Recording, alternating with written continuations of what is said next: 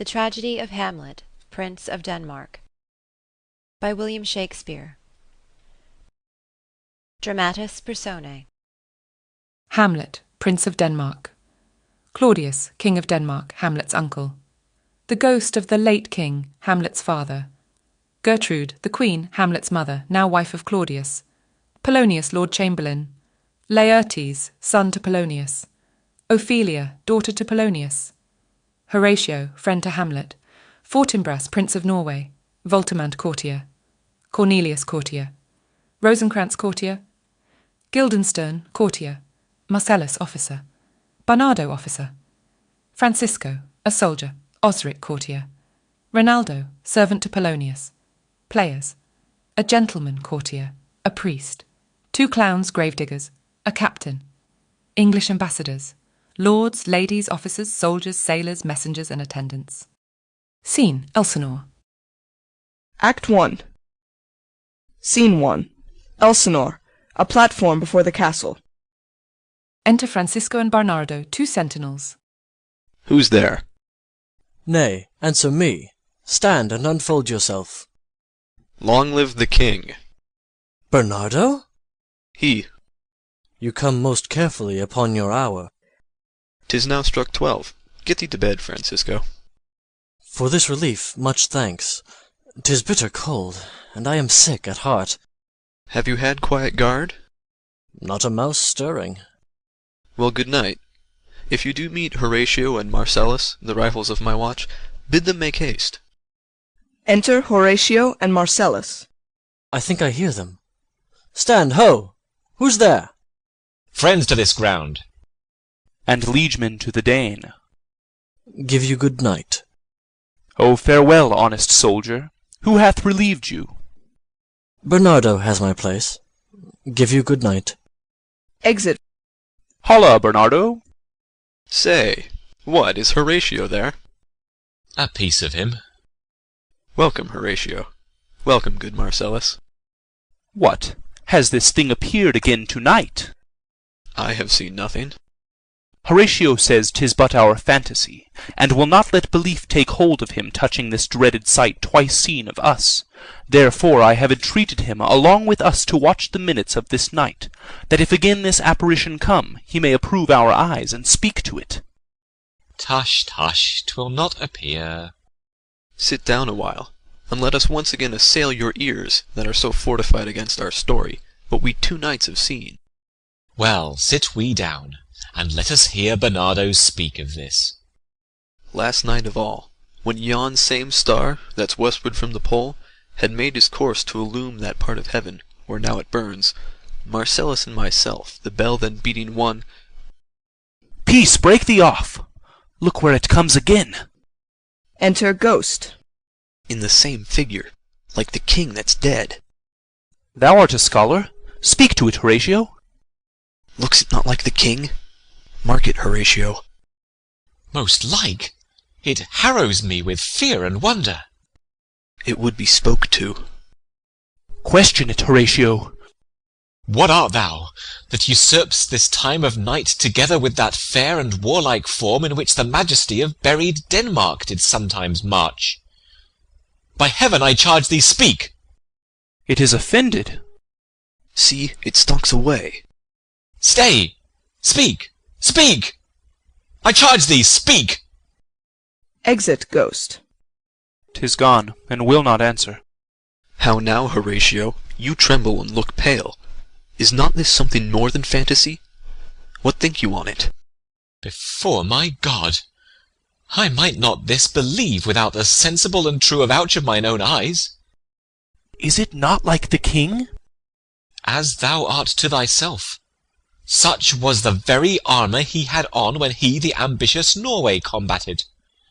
So frowned he once when, in an angry parle, he smote the sledded Polacs on the ice. 'Tis strange. Thus twice before, and jump at this dead hour. With martial stock hath he gone by our watch.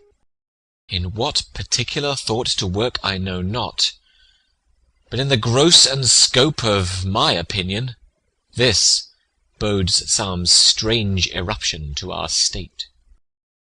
Good now, Sit down and tell me, he that knows, why this same strict and most observant watch so nightly toils the subject of the land, and why such daily cast of brazen cannon, and foreign mart for implements of war, why such impressive shipwrights, whose sore task does not divide the Sunday from the week? What might be toward, that this sweaty haste doth make the night joint labourer with the day? Who is it that can inform me? That can I. At least, the whisper goes so. Our last king, whose image even but now appeared to us, was, as you know, by Fortinbras of Norway, thereto pricked on by our most emulate pride, dared to the combat, in which our valiant Hamlet, for so this side of the known world esteemed him, did slay this Fortinbras, who, by a sealed compact, well ratified by law and heraldry, did forfeit, with his life, all those his lands which he stood seized of to the conqueror. Against the which a moiety competent was gauged by our king, which had returned to the inheritance of Fortinbras had he been vanquisher, as, by the same covenant and carriage of the article designed, his fell to Hamlet. Now, sir, young Fortinbras, of unimproved metal, hot and full, hath, in the skirts of Norway, here and there sharked up a list of lawless resolutes, for food and diet to some enterprise that has a stomach in it, which is no other, as it doth well appear unto our state, but to recover of us, by strong hand and terms compulsatory, those foresaid lands so by his father lost. And this, I take it, is the main motive of our preparations, the source of this our watch, and the chief head of this post-haste and roamage in the land. I think it be no other, but e'en so. Well may it sort that this portentous figure comes armed through our watch, so like the king that was and is the question of these wars.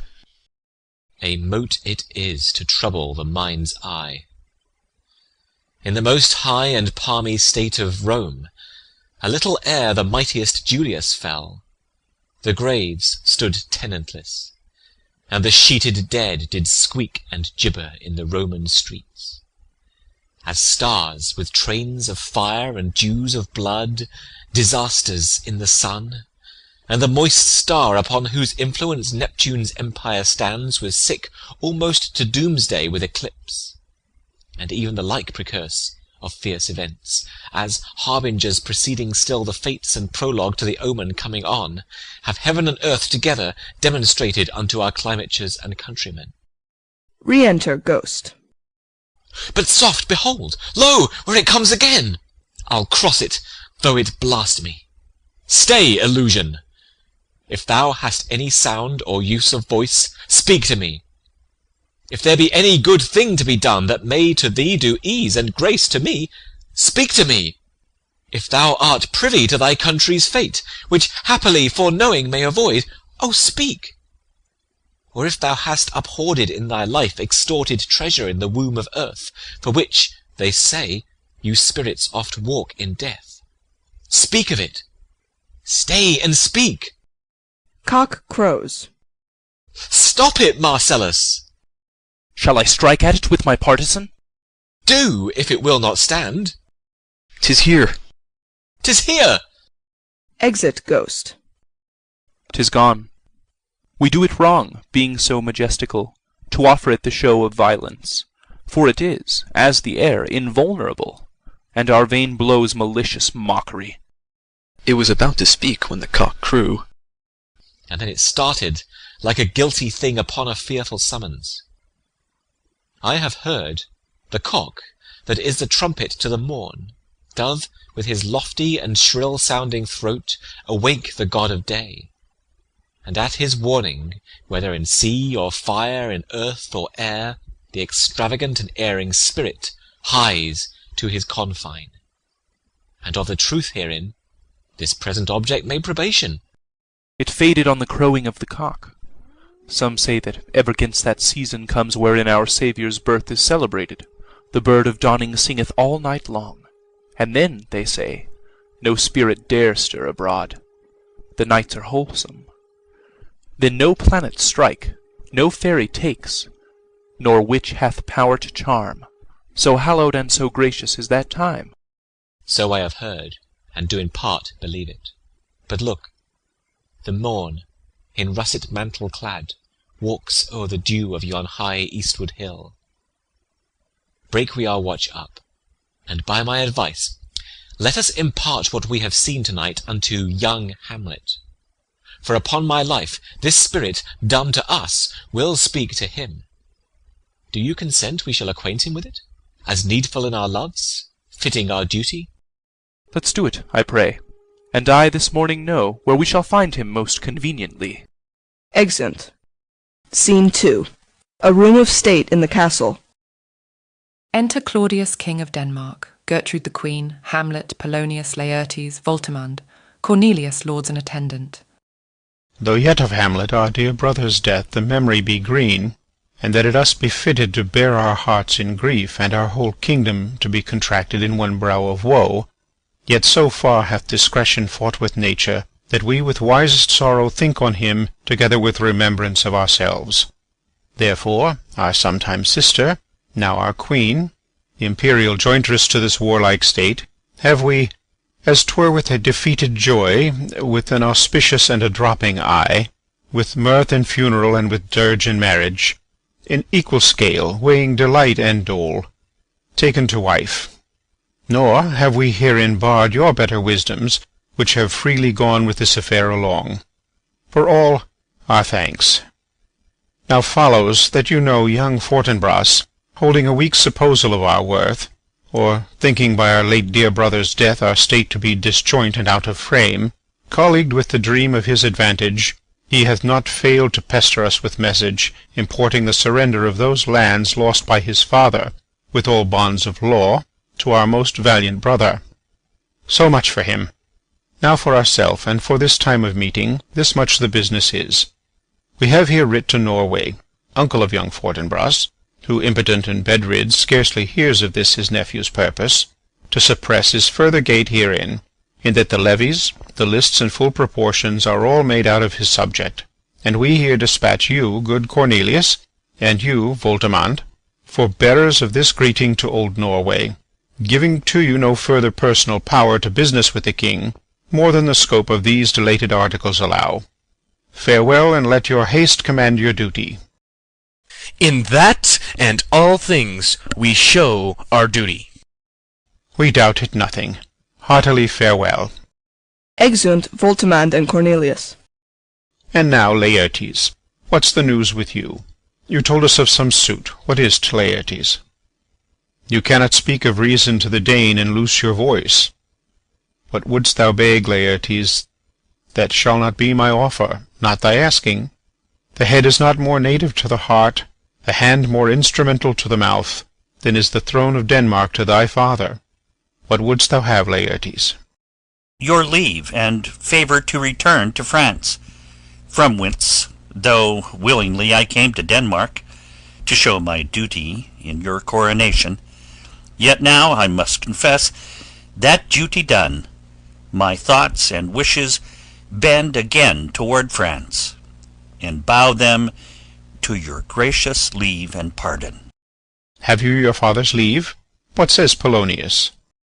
He hath, my lord, wrung from me my slow leave by laboursome petition, and at last upon his will I sealed my hard consent. I do beseech you give him leave to go. Take thy fair hour, Laertes, time be thine, and thy best graces spended at thy will. But now, my cousin Hamlet, and my son. A little more than kin, and less than kind. How is it that the clouds still hang on you? Not so, my lord. I am too much i' the sun. Good Hamlet, cast thy nighted colour off, and let thine eye look like a friend on Denmark. Do not for ever with thy veiled lids seek for thy noble father in the dust. Thou knowest 'tis common. All that lives must die, passing through nature to eternity. Ay, madam, it is common. If it be, why seems it so particular with thee? Seems, madam. Nay, it is. I know not seems. 'Tis not alone my inky cloak, good mother, nor customary suits of solemn black, nor windy suspiration of forced breath, no, nor the fruitful river in the eye, nor the dejected haviour of the visage, together with all forms, moods, shapes of grief that can denote me truly. These indeed seem, for they are actions that a man might play. But I have that within which passeth show, these but the trappings and the suits of woe. 'Tis sweet and commendable in your nature, Hamlet, to give these mourning duties to your father. But you must know, your father lost a father, that father lost his, and the survivor bound in filial obligation for some term to do obsequious sorrow. But to persever in obstinate condolement is a course of impious stubbornness. 'Tis unmanly grief. It shows a will most incorrect to heaven, a heart unfortified, a mind impatient, an understanding simple and unschooled. For what we know must be, and is as common as any, the most vulgar thing to sense. Why should we in our peevish opposition take it to heart? Fie! 'Tis a fault to heaven, a fault against the dead, a fault to nature, to reason most absurd, whose common theme is death of fathers, and who still hath cried, from the first course till he that died to-day, this must be so. We pray you, throw to earth this unprevailing woe, and think of us as of a father. For let the world take note, you are the most immediate to our throne, and with no less nobility of love than that which dearest father bears his son do I impart toward you. For your intent in going back to school in Wittenberg, it is most retrograde to our desire, and we beseech you, bend you to remain here, in the cheer and comfort of our eye, our chiefest courtier, cousin, and our son. Let not thy mother lose her prayers, Hamlet. I pray thee, stay with us. Go not to Wittenberg. I shall in all my best obey you, madam. Why, 'tis a loving and a fair reply. Be as ourself in Denmark. Madam, come. This gentle and unforced accord of Hamlet sits smiling to my heart, in grace whereof no jocund health that Denmark drinks to-day, but the great cannon to the clouds shall tell, and the kings rouse the heavens all bruit again, re-speaking earthly thunder. Come, away. Exeunt all but Hamlet. Oh, that this too solid flesh would melt, thaw, and resolve itself into a dew! Or that the everlasting had not fixed his cannon 'gainst self-slaughter! Oh, God! God! How weary, stale, flat, and unprofitable seem to me all the uses of this world! Fie on't! Oh, fie! 'Tis an unweeded garden that grows to seed. Things rank and gross in nature possess it merely. That it should come to this! But 2 months dead! Nay, not so much, not 2. So excellent a king that was to this Hyperion to a satyr, so loving to my mother that he might not beteem the winds of heaven visit her face too roughly. Oh, heaven and earth must I remember, why she would hang on him as if increase of appetite had grown by what it fed on, and yet within a month. Let me not think on't. Frailty, thy name is woman. A little month, or ere those shoes were old with which she followed my poor father's body like Niobe, all tears. Why, even she, oh God! A beast that once discourse of reason would have mourned longer, married with my uncle, my father's brother. but no more like my father than I to Hercules. Within a month, ere yet the salt of most unrighteous tears had left the flushing in her galled eye, she married. O most wicked speed, to post with such dexterity to incestuous sheets! It is not, nor it cannot come to good. But break my heart, for I must hold my tongue. Enter Horatio, Marcellus, and Bernardo. Hail to your lordship. I am glad to see you well. Horatio, or I do forget myself. The same, my lord, and your poor servant ever. Sir, my good friend, I'll change that name with you. And what make you from Wittenberg, Horatio?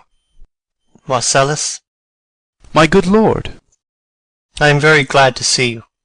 Good even, sir. But what, in faith, make you from Wittenberg? A truant disposition, good my lord.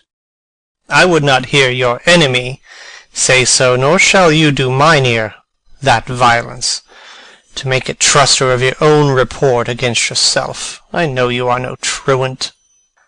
But what is your affair in Elsinore? We'll teach you to drink deep ere you depart. My lord, I came to see your father's funeral. I pray thee do not mock me, fellow student. I think it was to see my mother's wedding.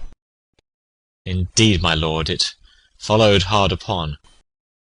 Thrift! Thrift, Horatio. The funeral baked meats did coldly furnish forth the marriage tables.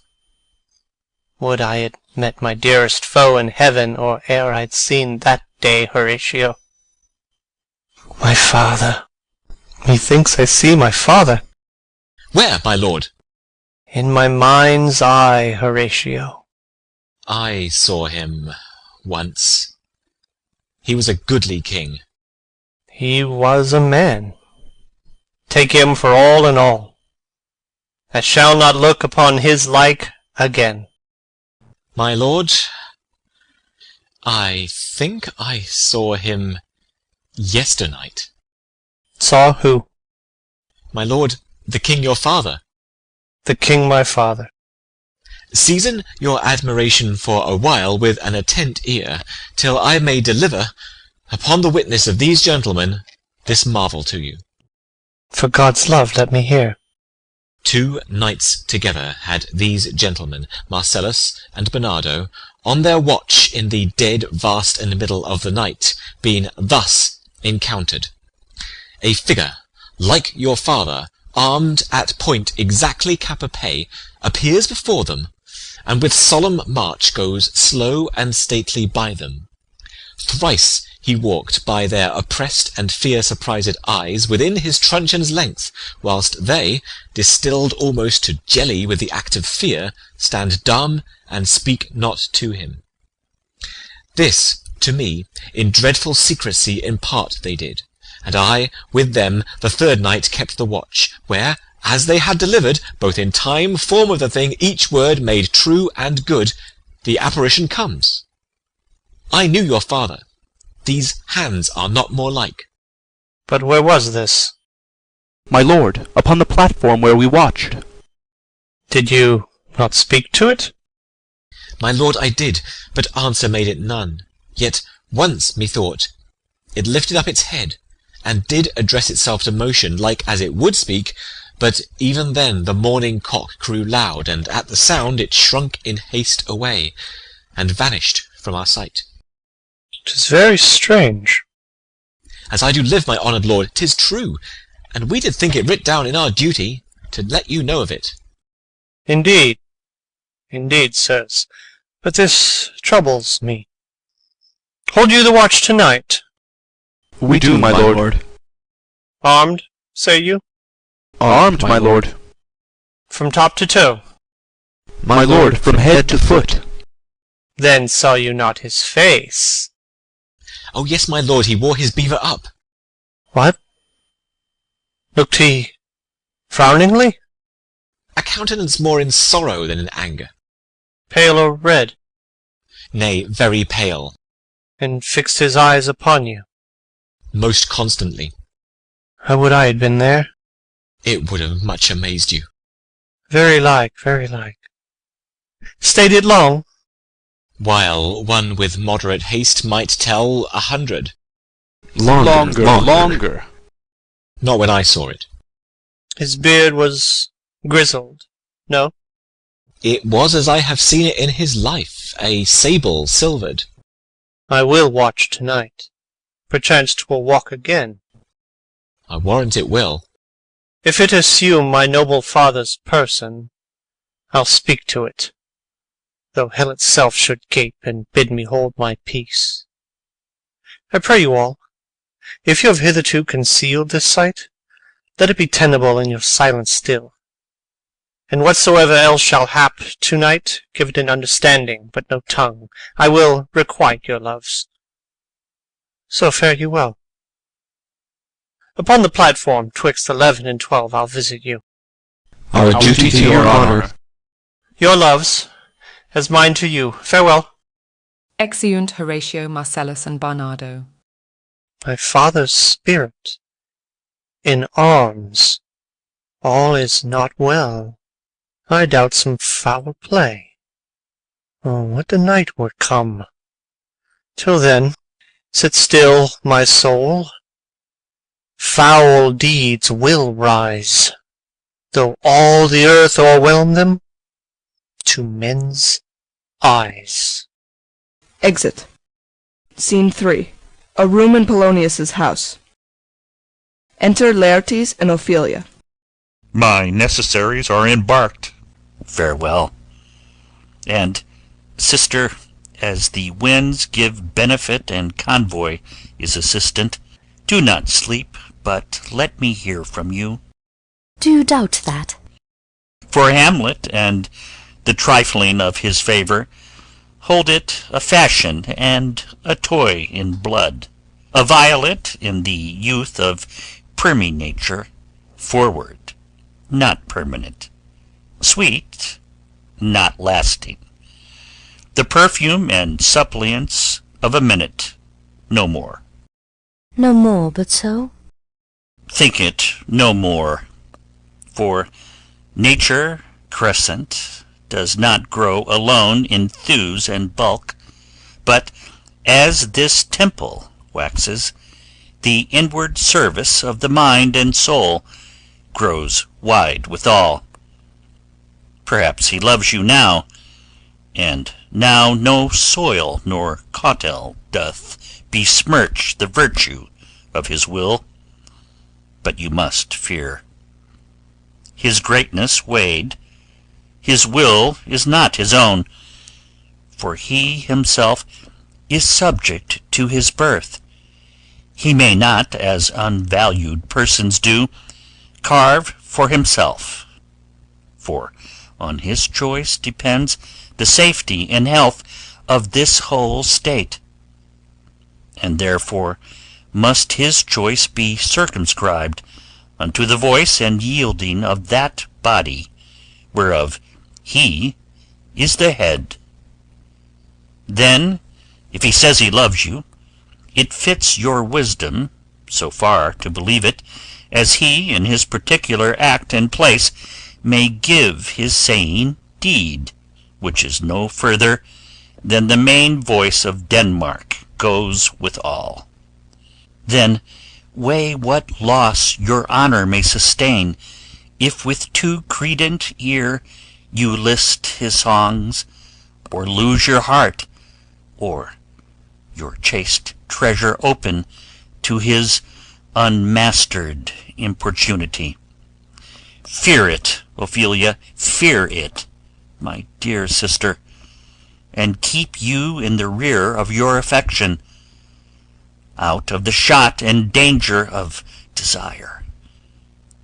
The chariest maid is prodigal enough, if she unmask her beauty to the moon. Virtue itself scapes not calumnious strokes. The canker galls the infants of the spring. too oft before their buttons be disclosed, and in the morn and liquid dew of youth, contagious blasphements are most imminent. Be wary, then. Best safety lies in fear. Youth to itself rebels, though none else near. I shall the effect of this good lesson keep as watchman to my heart.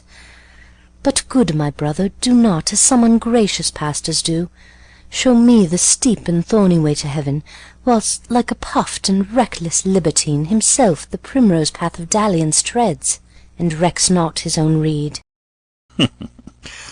Oh, fear me not. I stay too long. But here my father comes. Enter Polonius. A double blessing is a double grace. Occasion smiles upon a second leave. Yet here, Laertes? Aboard, aboard, for shame! The wind sits in the shoulder of your sail, and you are stayed for. There, my blessing with thee. Laying his hand on Laertes' head. And these few precepts in thy memory. Look thou character, give thy thoughts no tongue, nor any unproportioned thought his act. Be thou familiar, but by no means vulgar. Those friends thou hast, and their adoption tried, grapple them unto thy soul with hoops of steel, but do not dull thy palm with entertainment of each new-hatched unfledged comrade.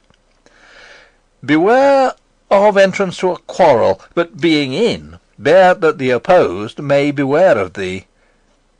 Give every man thine ear, but few thy voice. Take each man's censure, but reserve thy judgment. Costly thy habit as thy purse can buy, but not expressed in fancy, rich, not gaudy. For the apparel oft proclaims the man, and they in France of the best rank and station are most select and generous, chief in that. Neither a borrower nor a lender be, for loan oft loses both itself and friend, and borrowing dulls the edge of husbandry. This above all, to thine own self be true, and it must follow as the night the day, thou canst not then be false to any man. Farewell, my blessing season this in thee. Most humbly do I take my leave, my lord. The time invites you. Go, your servants tend. Farewell, Ophelia, and remember well what I have said to you. 'Tis in my memory locked, and you yourself shall keep the key of it. Farewell. Exit. What is't, Ophelia, he hath said to you? So please you, something touching the Lord Hamlet. Marry, well bethought. 'Tis told me he hath very oft of late given private time to you, and you yourself have of your audience been most free and bounteous. If it be so, as so 'tis put to me, and that in way of caution, I must tell you, you do not understand yourself so clearly as it behoves my daughter and your honour. What is between you? Give me up the truth.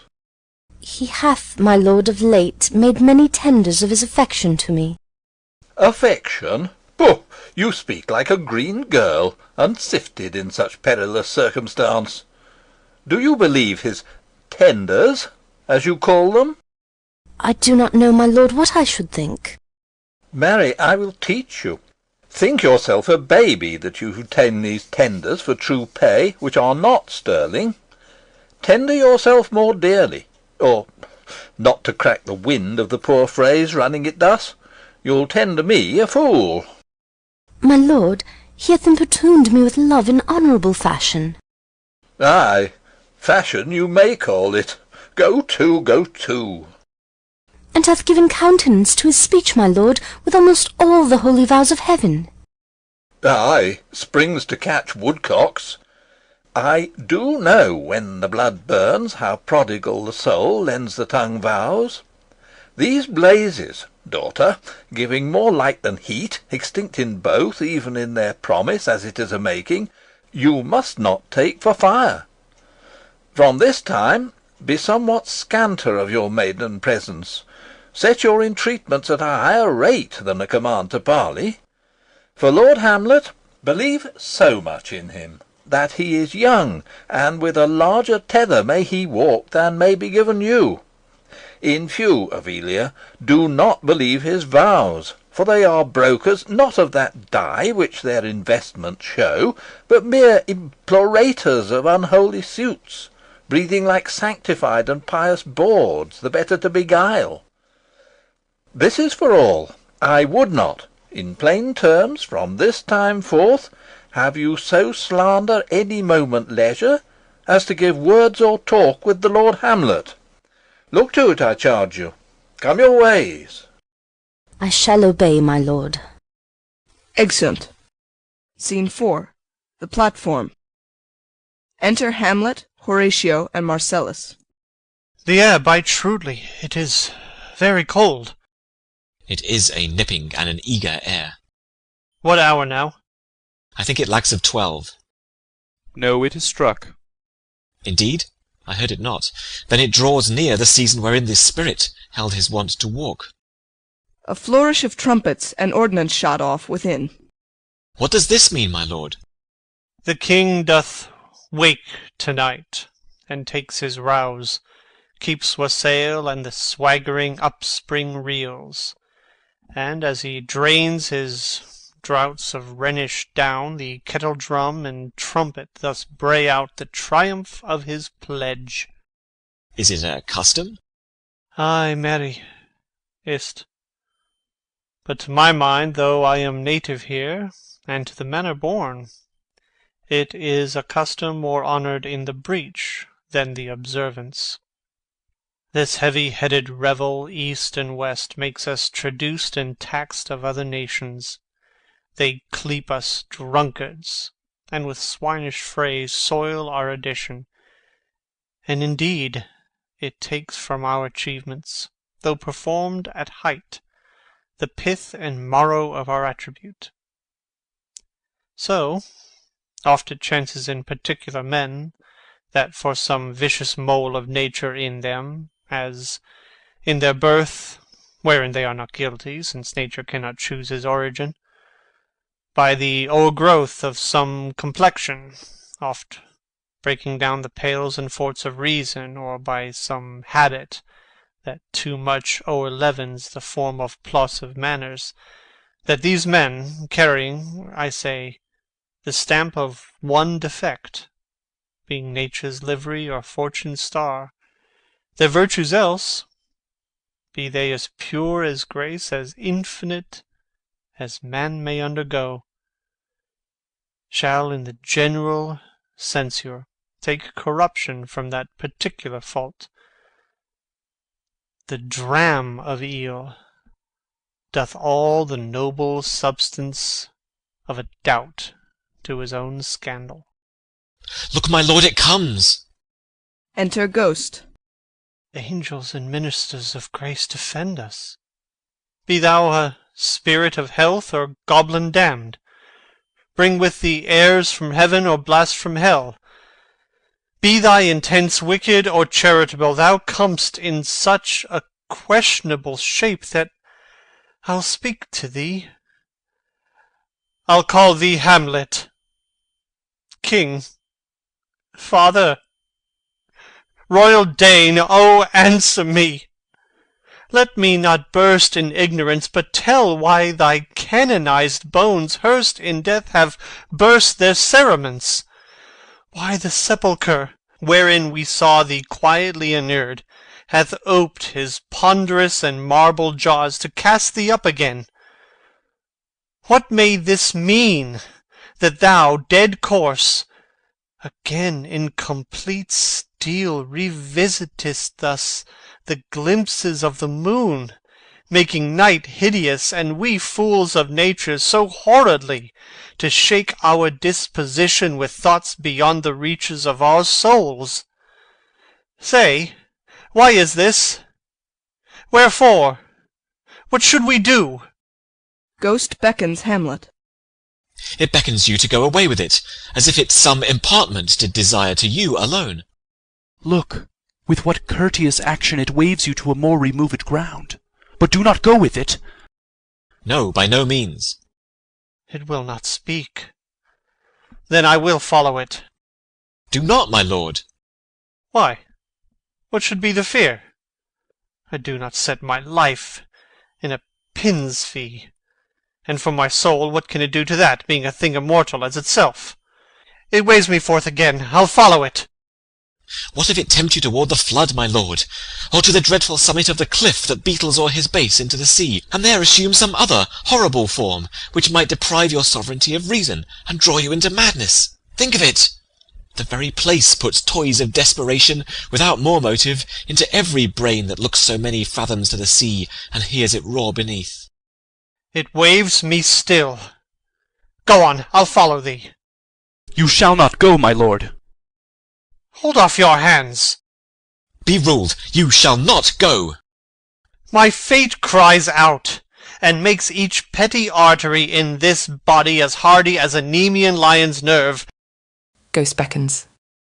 Still am I called. Unhand me, gentlemen. Breaking free from them. By heaven, I'll make a ghost of him that lets me. I say away. Go on. I'll follow thee. Exeunt Ghost and Hamlet. He waxes desperate with imagination. Let's follow. 'Tis not fit thus to obey him. Have after. To what issue will this come? Something is rotten in the state of Denmark. Heaven will direct it. Nay, let's follow him. Exeunt. Scene 5. A more remote part of the castle. Enter Ghost and Hamlet. Where wilt thou lead me? Speak. I'll go no further. Mark me. I will.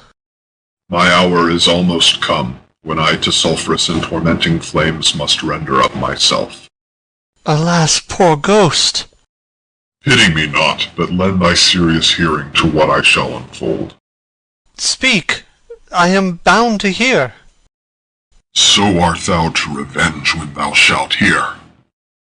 What?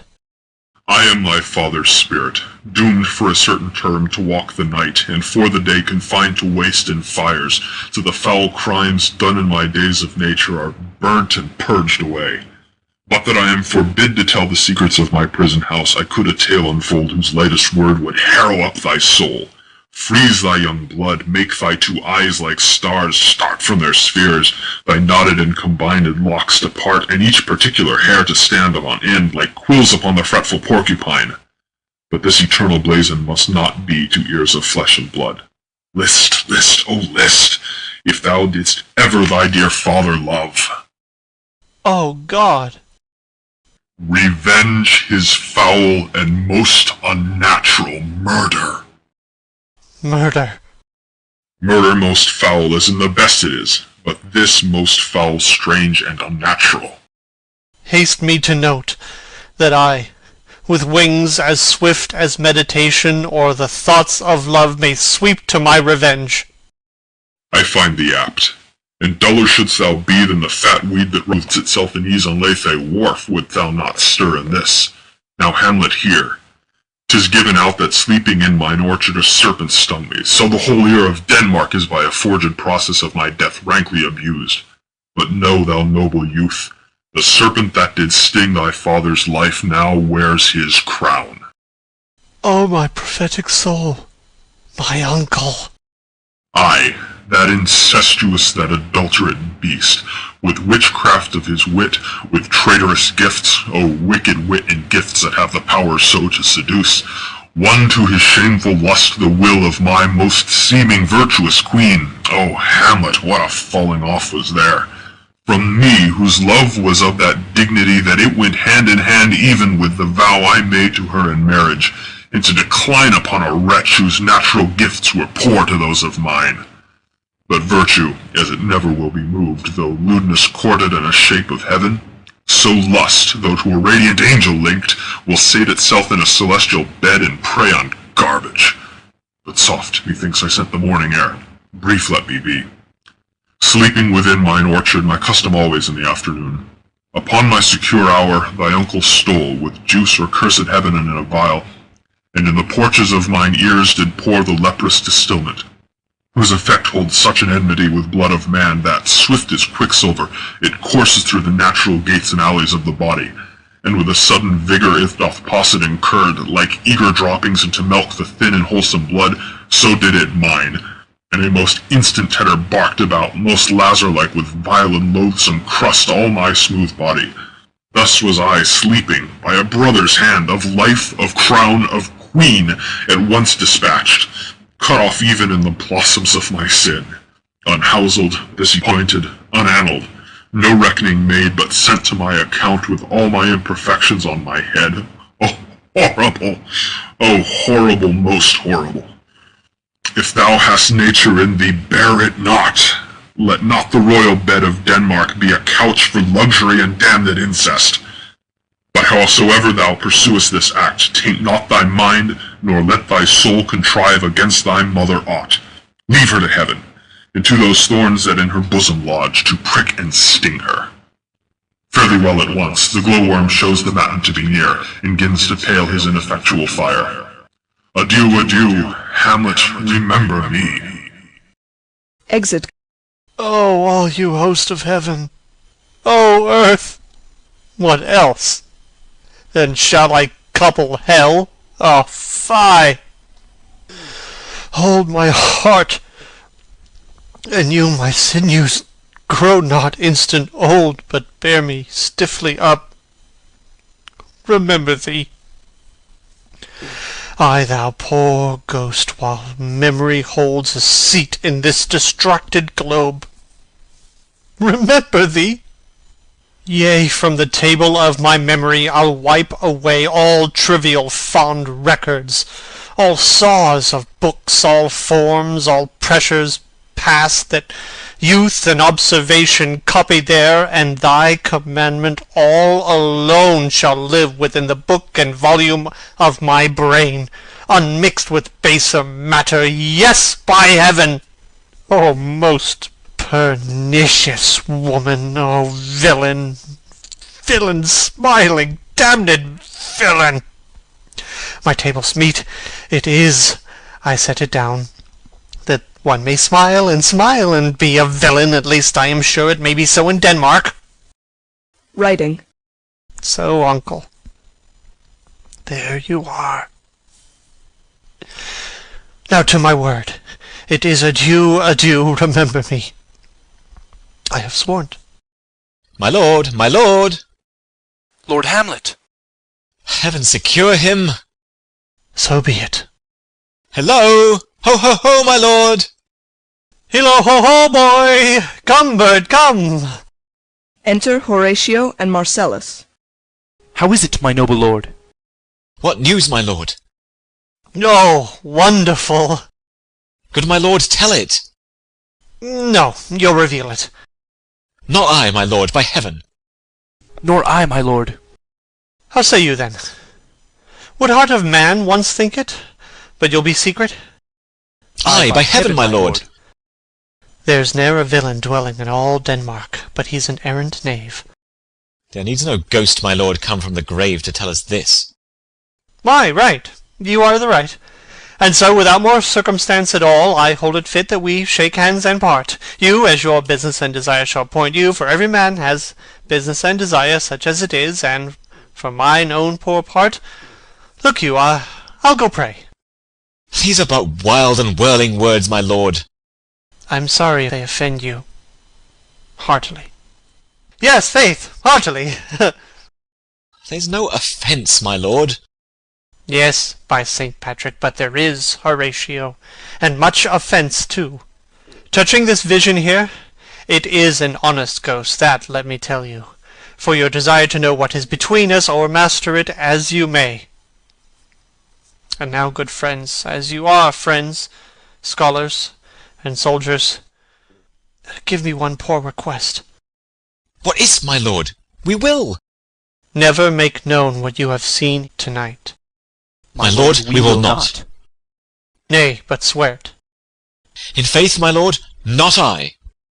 Nor I, my lord, in faith. Upon my sword.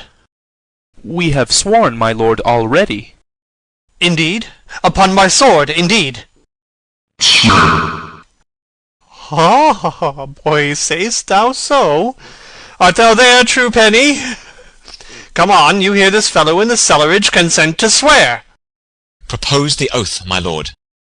Never to speak of this that you have seen. Swear by my sword. Ah, hic et ubique, eh? Then we'll shift our ground. Come hither, gentlemen, and lay your hands again upon my sword. Never to speak of this that you have heard. Swear by my sword. Well said, old mole. Canst work of the earth so fast, worthy pioneer. Once more remove, good friends. Oh, day and night, but this is wondrous strange. And therefore, as a stranger, give it welcome. There are more things in heaven and earth, Horatio, than are dreamt of in your philosophy. But come, here, as before, never, so help you mercy, how strange or odd soe'er I bear myself, as I perchance hereafter shall think meet to put an antic disposition on, that you, at such times seeing me, never shall, with arms encumbered thus, or this head shake, or by pronouncing of some doubtful phrase, as well we know, or we could, and if we would, or if we list to speak, or there be, and if they might, or such ambiguous giving out, note that you know aught of me, this not to do, so grace and mercy at your most need help you. Swear. Rest, rest, perturbed spirit. So, gentlemen, with all my love I do commend me to you. And what so poor a man as Hamlet is may do, to express his love and friending to you, God willing, shall not lack. Let us go in together, and still your fingers on your lips, I pray. The time is out of joint. Oh, cursed spite, that ever I was born to set it right. Nay, come, let's go together. Exeunt. Act 2, Scene 1. A room in Polonius's house. Enter Polonius and Reynaldo. Give him this money and these notes, Reynaldo. I will, my lord. You shall do marvels wisely, good Reynaldo, before you visit him, to make inquire of his behaviour. My lord, I did intend it. Marry, well said, very well said. Look you, sir, inquire me first what Danskers are in Paris, and how, and who, what means, and where they keep, what company, at what expense, and finding by this encompassment and drift of question that they do know my son, come you more nearer than your particular demands will touch it. Take you, as 'twere, some distant knowledge of him, as thus: I know his father and his friends, and in part him. Do you mark this, Reynaldo? Ay, very well, my lord. And in part him, but you may say, not well, but if be he, I mean he's very wild, addicted, so and so, and there put on him what forgeries you please. Marry, none so rank as may dishonour him, take heed of that, but, sir, such wanton, wild, and usual slips, as are companions noted and most known to youth and liberty. As gaming, my lord. Ay, or drinking, fencing, swearing, quarrelling, drabbing, you may go so far. My lord, that would dishonour him. Faith, no, as you may season it in the charge, you must not put another scandal on him, that he is open to incontinency, that's not my meaning, but breathe his faults so quaintly that they may seem the taints of liberty, the flash and outbreak of a fiery mind, a savageness in unreclaimed blood, of general assault. But, my good lord... Wherefore should you do this? Ay, my lord, I would know that. Marry, sir, here's my drift, and I believe it is a fetch of warrant, you laying these slight sullies on my son, as 'twere a thing a little soiled i' the working, mark you. Your party in converse, him you would sound, having ever seen in the prenominate crimes the youth you breathe of guilty. Be assured, he closes with you in this consequence, good sir, or so, or friend, or gentleman, according to the phrase or the addition of man and country. Very good, my lord. And then, sir, does what was I about to say? By the mass, I was about to say something. Where did I leave? At closes in the consequence, at friend or so, and gentleman. At closes in the consequence. Ay, marry, he closes thus. I know the gentleman. I saw him yesterday, or t'other day, or then with such, and, as you say, there was a gaming there, or Tookin's rouse, there falling out at tennis, or perchance, I saw him enter such a house of sale, videlicet a brothel, or so forth. See you now, your bait of falsehood takes this carp of truth, and thus do we of wisdom and of reach, with windlasses and with assays of bias, by indirections, find directions out. So, by my former lecture and advice, shall you, my son. You have me, have you not? My lord, I have. God be with ye. Fare ye well. Good, my lord. Observe his inclination in yourself. I shall, my lord. And let him ply his music. Well, my lord. Farewell. Exit Rinaldo. Enter Ophelia. How now, Ophelia? What's the matter? Oh, my lord, I have been so affrighted. With what, in the name of God? My lord, as I was sewing in my closet, Lord Hamlet, with his doublet all unbraced, no hat upon his head, his stockings fouled, ungartered, and down-jived to his ankle, pale as his shirt, his knees knocking together, and with a look so piteous in purport as if he had been loosed out of hell, to speak of horrors, he comes before me. Mad for thy love? My lord, I do not know, but truly I do fear it. What said he? He took me by the wrist, and held me hard. Then goes he to the length of all his arm, and with his other hand thus o'er his brow, he falls to such perusal of my face as he would draw it. Long stayed he so. At last, a little shaking of mine arm, and thrice his head thus, waving up and down, he raised a sigh so piteous and profound as it did seem to shatter all his bulk and end his being. That done, he lets me go, and with his head o'er his shoulder turned, he seemed to find his way without his eyes, for out of doors he went without their help, and to the last bended their light on me. Come, go with me. I will go seek the king. This is the very ecstasy of love, whose violent property foredoes itself, and leads the will to desperate undertakings, as oft as any passion under heaven that doth afflict our natures. I am sorry. What, have you given him any hard words of late? No, my good lord, but as you did command, I did repel his fetters and denied his access to me. That hath made him mad. I am sorry that with better heed and judgment I had not quoted him. I feared he did but trifle, and meant to rack thee, but beshrew my jealousy.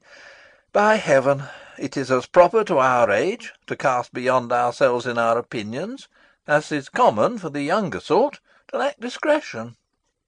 Come, go we to the king. This must be known, which, being kept close, might move more grief to hide than hate to utter love. Exeunt. Scene 2.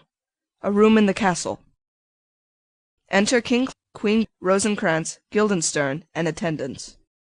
Welcome, dear Rosencrantz and Guildenstern. Moreover, that we much did long to see you, the need we have to use you did provoke our hasty sending.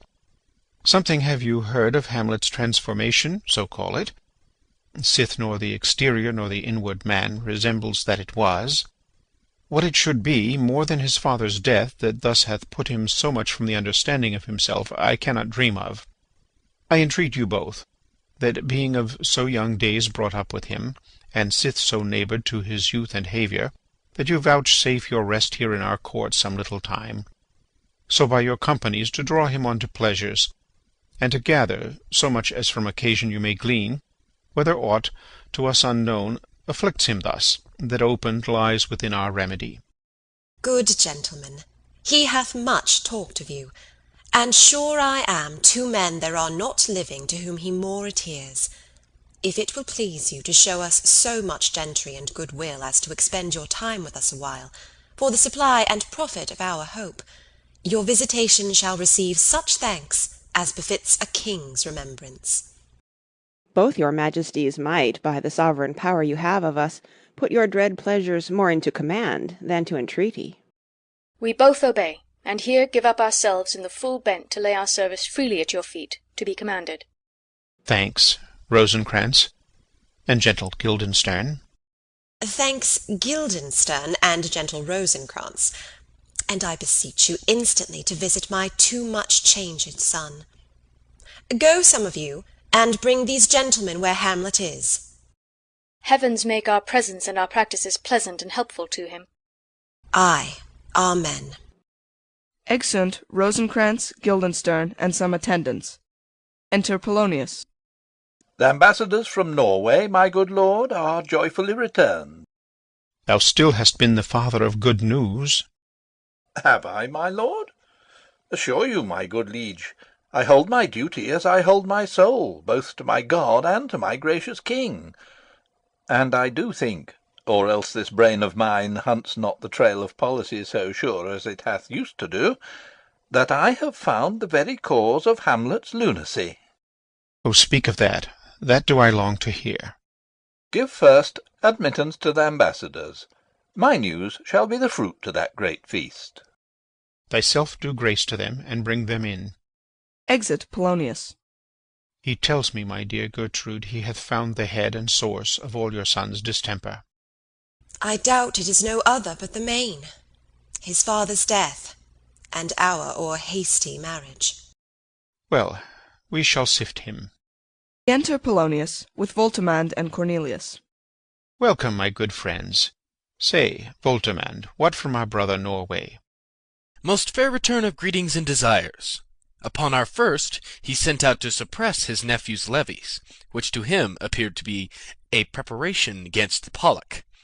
But better looked into, he truly found it was against your highness, whereat grieved, that so his sickness, age, and impotence was falsely borne in hand, sends out arrests on Fortinbras, which he, in brief, obeys, receives rebuke from Norway, and in fine makes vow before his uncle nevermore to give the essay of arms against your majesty, whereon old Norway, overcome with joy, gives him 3,000 crowns in annual fee, and his commission to employ these soldiers, so levied as before, against the Pollock, with an entreaty, herein further shown, that it might please you to give quiet pass through your dominions for this enterprise, on such regards of safety and allowance as therein are set down.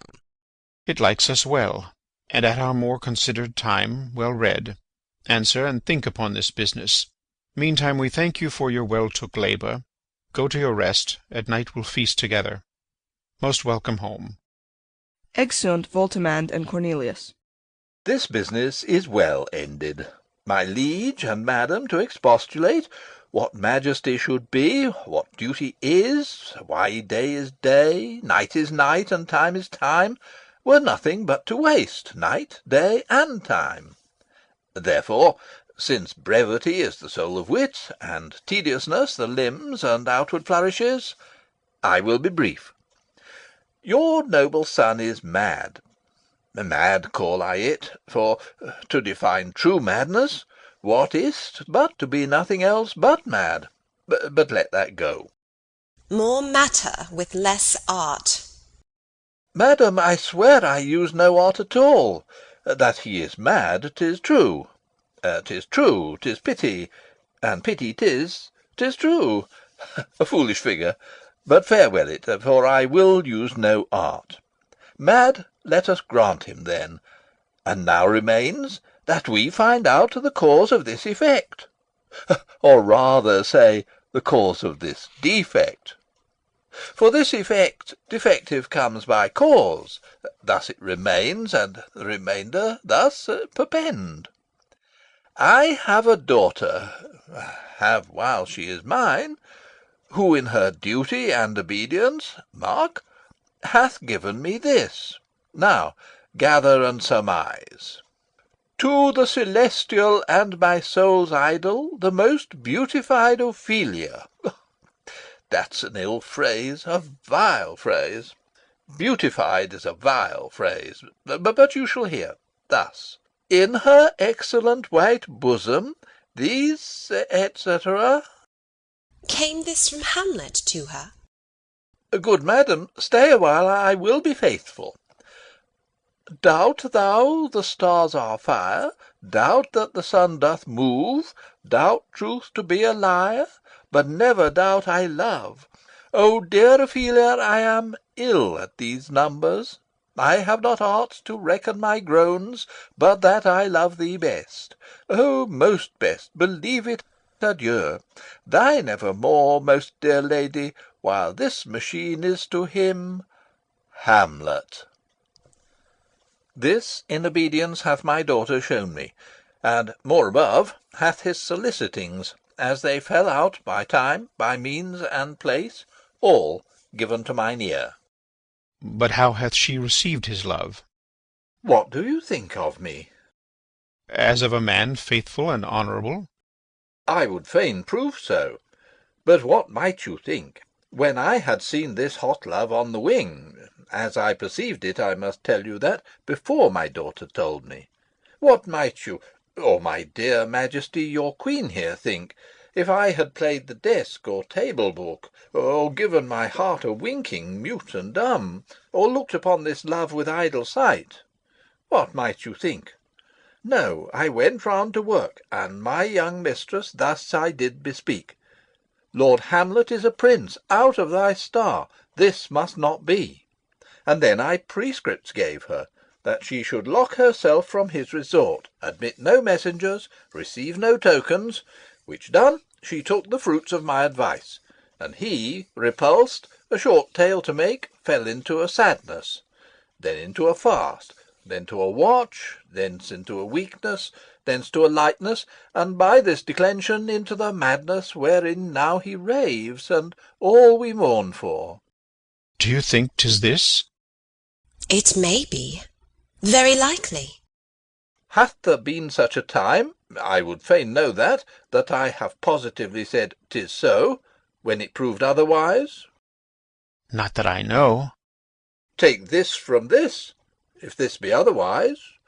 If circumstances lead me, I will find where truth is hid, though it were hid indeed within the centre. How may we try it further? You know sometimes he walks for hours together, here in the lobby? So he does indeed. At such a time I'll loose my daughter to him. Be you and I behind an arras then. Mark the encounter. If he love her not, and he not from his reason fallen thereon, let me be no assistant for a state, but keep a farm and cotters. We will try it. Enter Hamlet, reading. But look, where sadly the poor wretch comes reading. Away, I do beseech you both away. I'll board him presently. Oh, give me leave. Exeunt King, Queen, and attendants. How does my good Lord Hamlet? Well, God a mercy. Do you know me, my lord? Excellent well. You are a fishmonger. Not I, my lord. Then I would you were so honest a man. Honest, my lord? Ay, sir. To be honest, as this world goes, is to be one man picked out of 10,000. That's very true, my lord. For if the sun breed maggots in a dead dog, being a god-kissing carrion, have you a daughter? I have, my lord. Let her not walk in the sun. Conception is a blessing, but not as your daughter may conceive. Friend, look to't. How say you by that? Still harping on my daughter. Yet he knew me not at first. He said I was a fishmonger. He is far gone, far gone. And truly in my youth I suffered much extremity for love. Very near this. I'll speak to him again. What do you read, my lord? Words. Words. What is the matter, my lord? Between who? I mean the matter that you read, my lord. Slanders, sir. For the satirical rogue says here that old men have grey beards, that their faces are wrinkled, their eyes purging thick amber and plum-tree gum, and that they have a plentiful lack of wit, together with most weak hams, all which, sir, though I most powerfully and potently believe, yet I hold it not honesty to have it thus set down, for yourself, sir, should be as old as I am, if like a crab you could go backward. Though this be madness, yet there's a method in it. Will you walk out of the air, my lord? Into my grave. Indeed, that is out the air. How pregnant sometimes his replies are. A happiness that often madness hits on, which reason and sanity could not so prosperously be delivered of. I will leave him, and suddenly contrive the means of meeting between him and my daughter. My honourable lord, I will most humbly take my leave of you. You cannot so take from me anything that I will more willingly part withal. Except my life. Except my life. Except my life. Fare you well, my lord. These tedious old fools. Enter Rosencrantz and Guildenstern. You go to see the Lord Hamlet? There he is. God save you, sir. Exit Polonius. My honoured lord. My most dear lord. My excellent good friends. How dost thou, Guildenstern? Ah, Rosencrantz! Good lads, how do you both? As the indifferent children of the earth. Happy in that we are not over-happy. On Fortune's cap we are not the very button. Nor the soles of her shoe? Neither, my lord. Then you live about her waist, or in the middle of her favours? Faith, her privates we. In the secret parts of Fortune. Oh, most true, she is a strumpet. What's the news? None, my lord, but that the world's grown honest. Then is doomsday near. But your news is not true. Let me question you more in particular. What have you, my good friends, deserved at the hands of Fortune, that she sends you to prison hither? Prison, my lord? Denmark's a prison. Then is the world one. A goodly one, in which there are many confines, wards, and dungeons, Denmark being one of the worst. We think not so, my lord. Why then 'tis none to you, for there is nothing either good or bad, but thinking makes it so. To me it is a prison. Why then your ambition makes it one. 'Tis too narrow for your mind. Oh God, I could be bounded in a nutshell, and count myself a king of infinite space, were it not that I have bad dreams.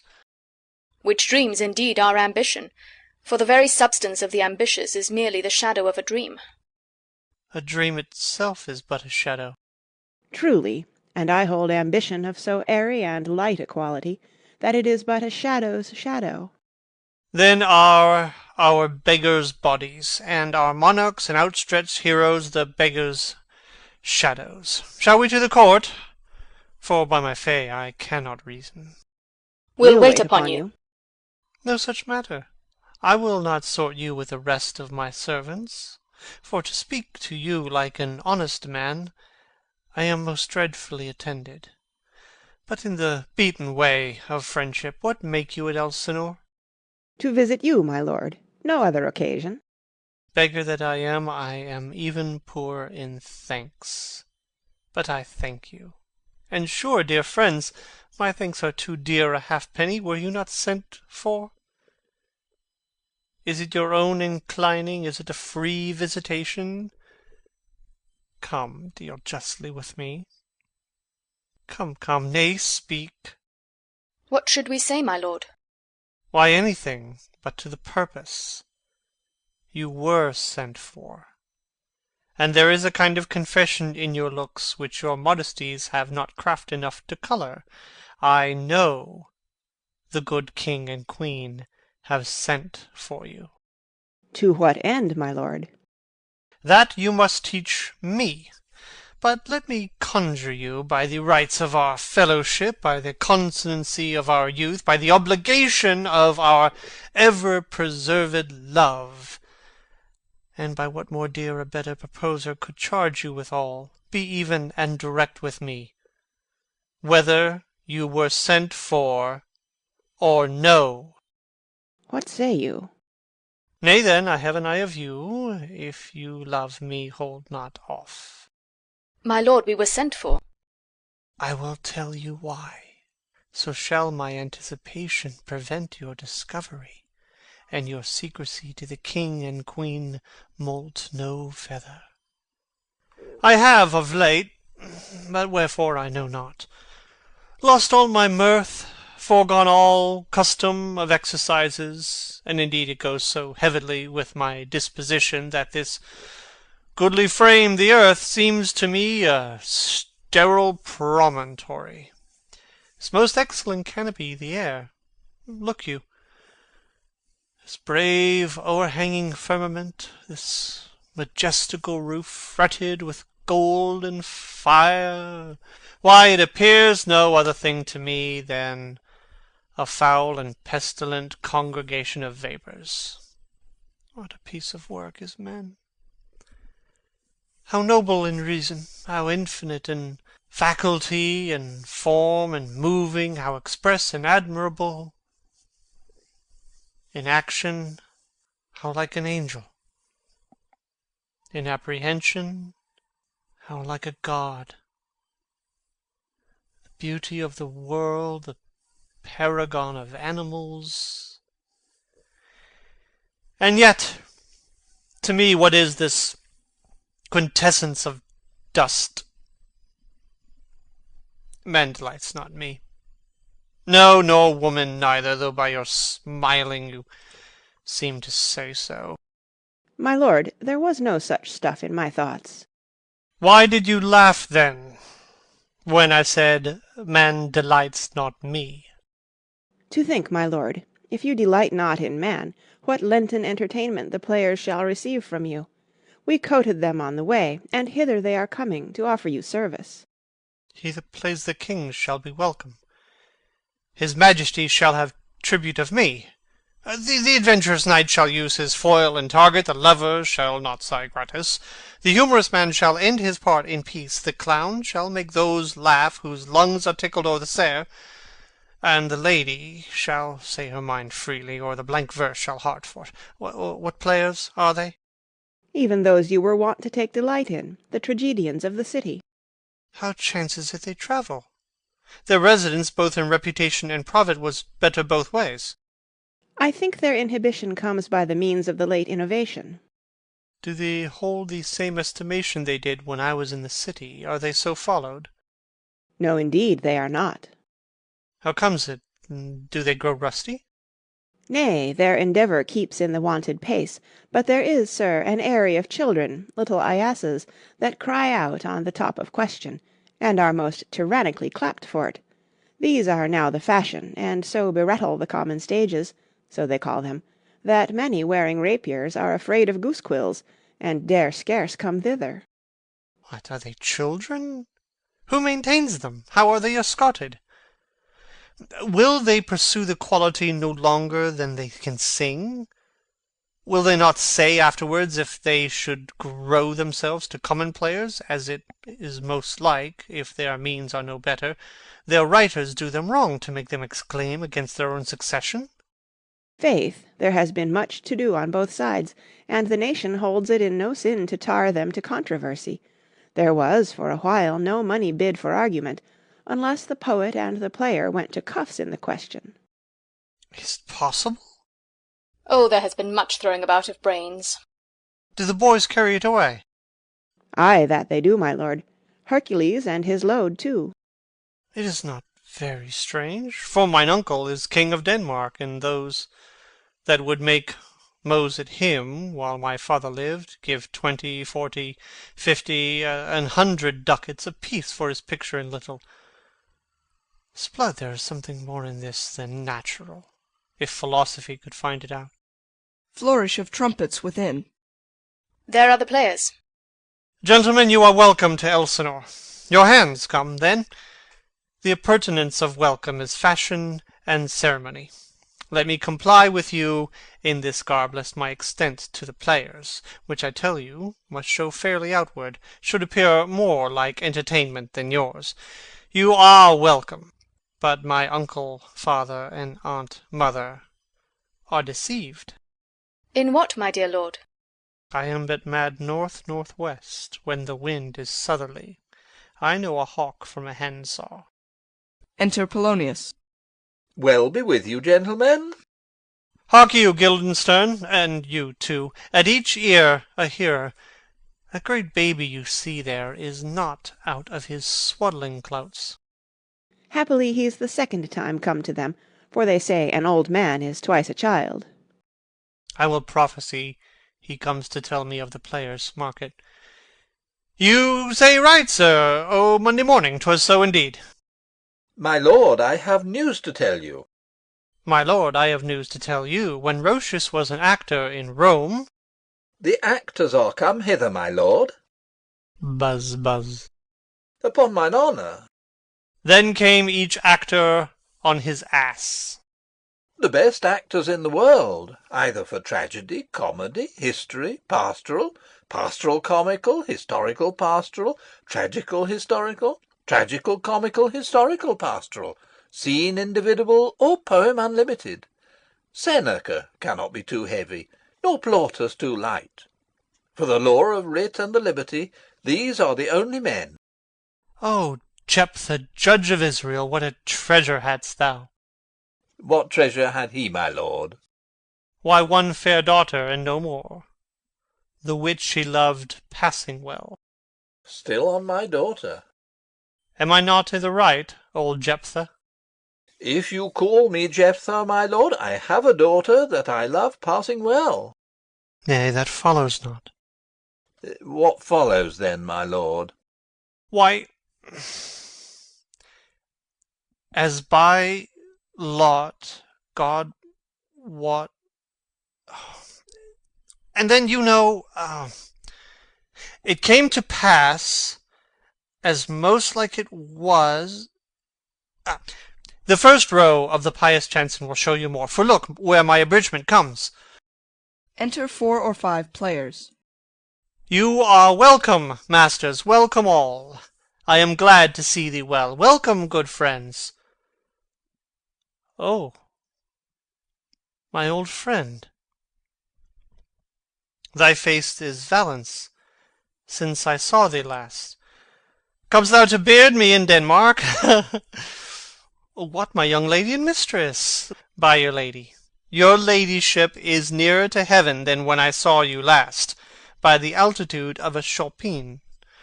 Pray God your voice, like a piece of uncurrent gold, be not cracked within the ring. Masters, you are welcome all. We'll e'en to it, like French falconers, fly at anything we see. We'll have a speech straight. Come, give us a taste of your quality. Come, a passionate speech. What speech, my lord? I heard thee speak a speech once, but it was never acted, or if it was, not above once. For the play, I remember, pleased not the million. 'Twas caviar to the general. But it was, as I received it, and others whose judgment in such matters cried in the top of mine, an excellent play, well digested in scenes, set down with as much modesty as cunning.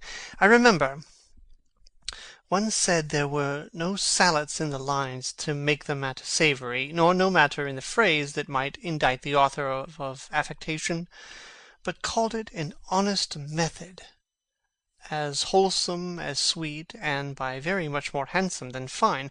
One speech in it I chiefly loved. 'Twas Aeneas' tale to Dido, and thereabout of it, especially where he speaks of Priam's slaughter. If it live in your memory, begin at this line. Let me see. The rugged Pyrrhus, like the Hyrcanian beast. No, it is not so. It begins with Pyrrhus. The rugged Pyrrhus He whose sable's arms, black as his purpose, did the night resemble where he lay couched in the ominous horse, hath now this dread and black complexion smeared with heraldry more dismal, head to foot. Now is he total gulls, horridly tricked with blood of fathers, mothers, daughters, sons, baked and impasted with the parching streets, that lend a tyrannous and damned light to the Lord's murder, roasted in wrath and fire, and thus o'ersighs with coagulate gore, with eyes like carbuncles, the hellish Pyrrhus old grandsire Priam speaks. So proceed you. 'Fore God, my lord, well spoken, and with good accent and good discretion. Anon he finds him, striking too short at Greeks, his antique sword, rebellious to his arm, lies where it falls. Repugnant to command, unequalled matched, Pyrrhus at Priam drives, in rage strikes wide, but with a whiff and wind of his fell sword the unnerved father falls. Then senseless Ilium, seeming to feel this blow, with flaming top stoops to his base, and with a hideous crash takes prisoner Pyrrhus's ear. For lo, his sword, which was declining on the milky head of reverend Priam, seemed to the air to stick. So as a painted tyrant Pyrrhus stood, and like a neutral to his will and matter did nothing. But as we often see, against some storm, a silence in the heavens, the rack stands still, the bold winds speechless, and the orb below as hush as death. Anon the dreadful thunder doth rend the region. So after Pyrrhus's pause, aroused vengeance sets him new a work. And never did the Cyclops' hammers fall on Mars' armour forged for proof eterne, with less remorse than Pyrrhus' bleeding sword now falls on Priam. Out, out, thou strumpet Fortune! All you gods in general synod take away her power, break all the spokes and fellies from her wheel, and bowl the round nave down the hill of heaven as low as to the fiends. This is too long.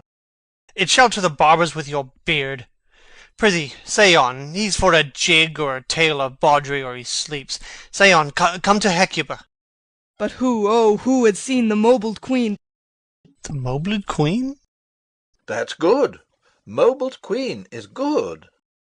Run barefoot up and down, threatening the flames with bison rheum, a clout upon that head where late the diadem stood, and for a robe about her lank and all o'erteemed loins a blanket, in the alarm of fear caught up. Who this had seen, with tongue in venom steeped, 'gainst fortune's state would treason have pronounced. But if the gods themselves did see her then, when she saw Pyrrhus make malicious sport in mincing with his sword her husband's limbs, the instant burst of clamour that she made, unless things mortal moved them not at all, would have made milch the burning eyes of heaven, and passion in the gods.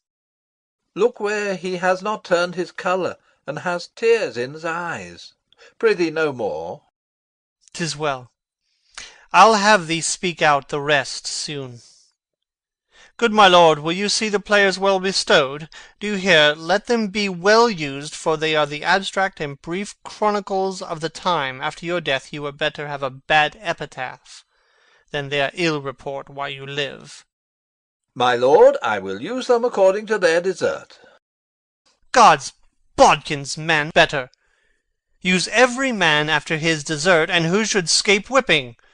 Use them after your own honour and dignity. The less they deserve, the more merit is in your bounty. Take them in. Come, sirs. Follow him. Friends, we'll hear a play tomorrow.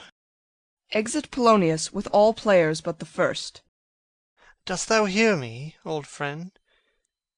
Can you play the murder of Gonzago? Ay, my lord. We'll ha't tomorrow night.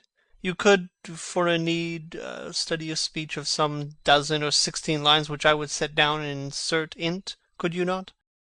Ay, my lord. Very well. Follow that lord, and look you, mock him not. Exit first player. My good friends, I'll leave you till night. You are welcome to Elsinore. Good my lord. Exeunt Rosencrantz and Guildenstern. Ay, so, God be with ye. Now I am alone. Oh, what a rogue and peasant slave am I! Is it not monstrous that this player here, but in a fiction, in a dream of passion, could force his soul so to his own conceit that from her working all his visage wand? tears in his eyes, distraction in his aspect, a broken voice, and his whole function suiting with forms to his conceit, and all for nothing, for Hecuba. What's Hecuba to him, or he to Hecuba, that he should weep for her? What would he do? Had he the motive and cue for passion that I have? He would drown the stage with tears, and cleave the general ear with horrid speech, make mad the guilty, and appall the free, confound the ignorant, and amaze indeed the very faculties of eyes and ears. Yet I, a dull and muddy-mettled rascal, peak, like Jonah dreams, unpregnant of my cause, and can say nothing. Oh, not for a king upon whose property and most dear life a damned defeat was made. Am I a coward? Who calls me villain? Breaks my pate across, plucks off my beard and blows it in my face, tweaks me by the nose, gives me the lie, the throat as deep as to the lungs. Who does me this? Ha! Swoons. I should take it, for it cannot be but I am pigeon-livered and lack gall to make oppression bitter. Or ere this I should have fatted all the region's kites with this slave's offal. Bloody, bawdy villain. Remorseless, treacherous, lecherous, kindless villain of vengeance!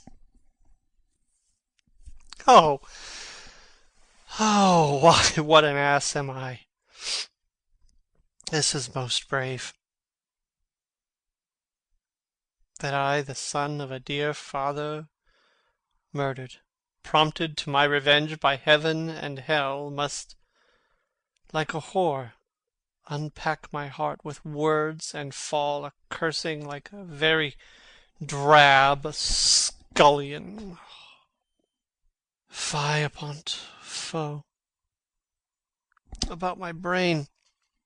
I have heard that guilty creatures sitting at a play have by the very cunning of the scene been struck so to the soul that presently they have proclaimed their malefactions. For murder, though it have no tongue, will speak with most miraculous organ. I'll have these players play something like the murder of my father before mine uncle. I'll observe his looks.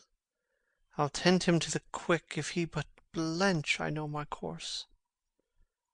A spirit that I have seen may be the devil, and the devil hath power to assume a pleasing shape, yea, and perhaps out of my weakness and my melancholy, as he is very potent with such spirits, abuses me to damn me.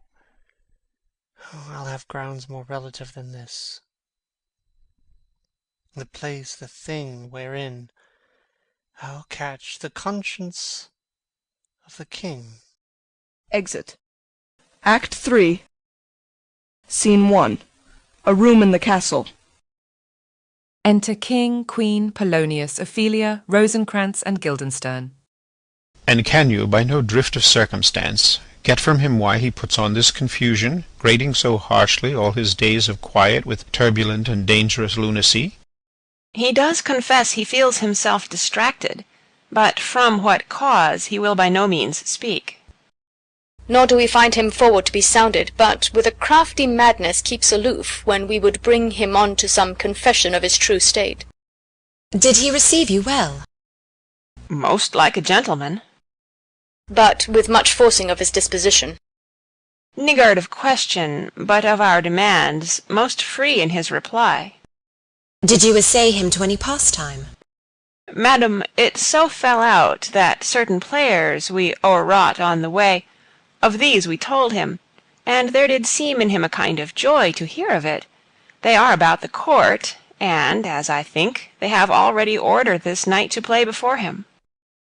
'Tis most true, and he beseeched me to entreat your majesties to hear and see the matter. With all my heart, and it doth much content me to hear him so inclined. Good gentlemen, give him a further edge, and drive his purpose on to these delights. We shall, my lord. Exeunt Rosencrantz and Guildenstern. Sweet Gertrude, leave us too, for we have closely sent for Hamlet hither, that he, as 'twere by accident, may here affront Ophelia. Her father and myself, lawful espials, will so bestow ourselves that, seeing, unseen, we may of their encounter frankly judge, and gather by him as he has behaved, if it be the affliction of his love or no that thus he suffers for. I shall obey you. And for your part, Ophelia, I do wish that your good beauties be the happy cause of Hamlet's wildness. So shall I hope your virtues will bring him to his wonted way again, to both your honours. Madam, I wish it may. Exit Queen. Ophelia, walk you here. Gracious, so please you, we will bestow ourselves. Read on this book, that show such an exercise may colour your loneliness. We are oft to blame in this. 'Tis too much proved that with devotion's visage and pious action we do sugar o'er the devil himself. O, 'tis too true. How smart a lash that speech doth give my conscience! The harlot's cheek, beautied with plastering art, is not more ugly to the thing that helps it than is my deed to my most painted word. O heavy burthen! I hear him coming. Let's withdraw, my lord. Exeunt King and Polonius. Enter Hamlet. To be or not to be? That is the question. Whether 'tis nobler in the mind to suffer the slings and arrows of outrageous fortune, or to take arms against the sea of troubles, and by opposing end them, to die, to sleep, no more, and by a sleep to say we end the heartache and 1,000 natural shocks that flesh is heir to. Oh, the consummation devoutly to be wished. To die, to sleep, perchance to dream. Ah, there's the rub. For in that sleep of death, what dreams may come when we have shuffled off this mortal coil, must give us pause. There's the respect that makes calamity of so long life, for who would bear the whips and scorns of time, the oppressor's wrongs, the proud man's contumely, the pangs of despised love, the law's delay, the insolence of office, and the spurns, that patient merit of the unworthy takes, when he himself might his quietus make with a bare bodkin? Who would fardels bear to grunt and sweat under a weary life, but that the dread of something after death, the undiscovered country, from whose bourne no traveller returns, puzzles the will, and makes us rather bear those ills we have than fly to others we know not of. Thus conscience does make cowards of us all, and thus the native hue of resolution is sicklied o'er with the pale cast of thought, and enterprises of great pith and moment with this regard, their currents turn awry, and lose the name of action. Soft, you know. The fair Ophelia. Nymph, in thy orisons be all my sins remembered. Good my lord, how does your honour for this many a day? I humbly thank you. Well, Well, well. My lord, I have remembrances of yours that I have longed long to redeliver. I pray you now receive them. No, not I. I never gave you aught. My honoured lord, you know right well you did. And with them words of so sweet breath composed as made the things more rich. Their perfume lost, take these again, for to the noble mind rich gifts wax poor when givers prove unkind. There, my lord.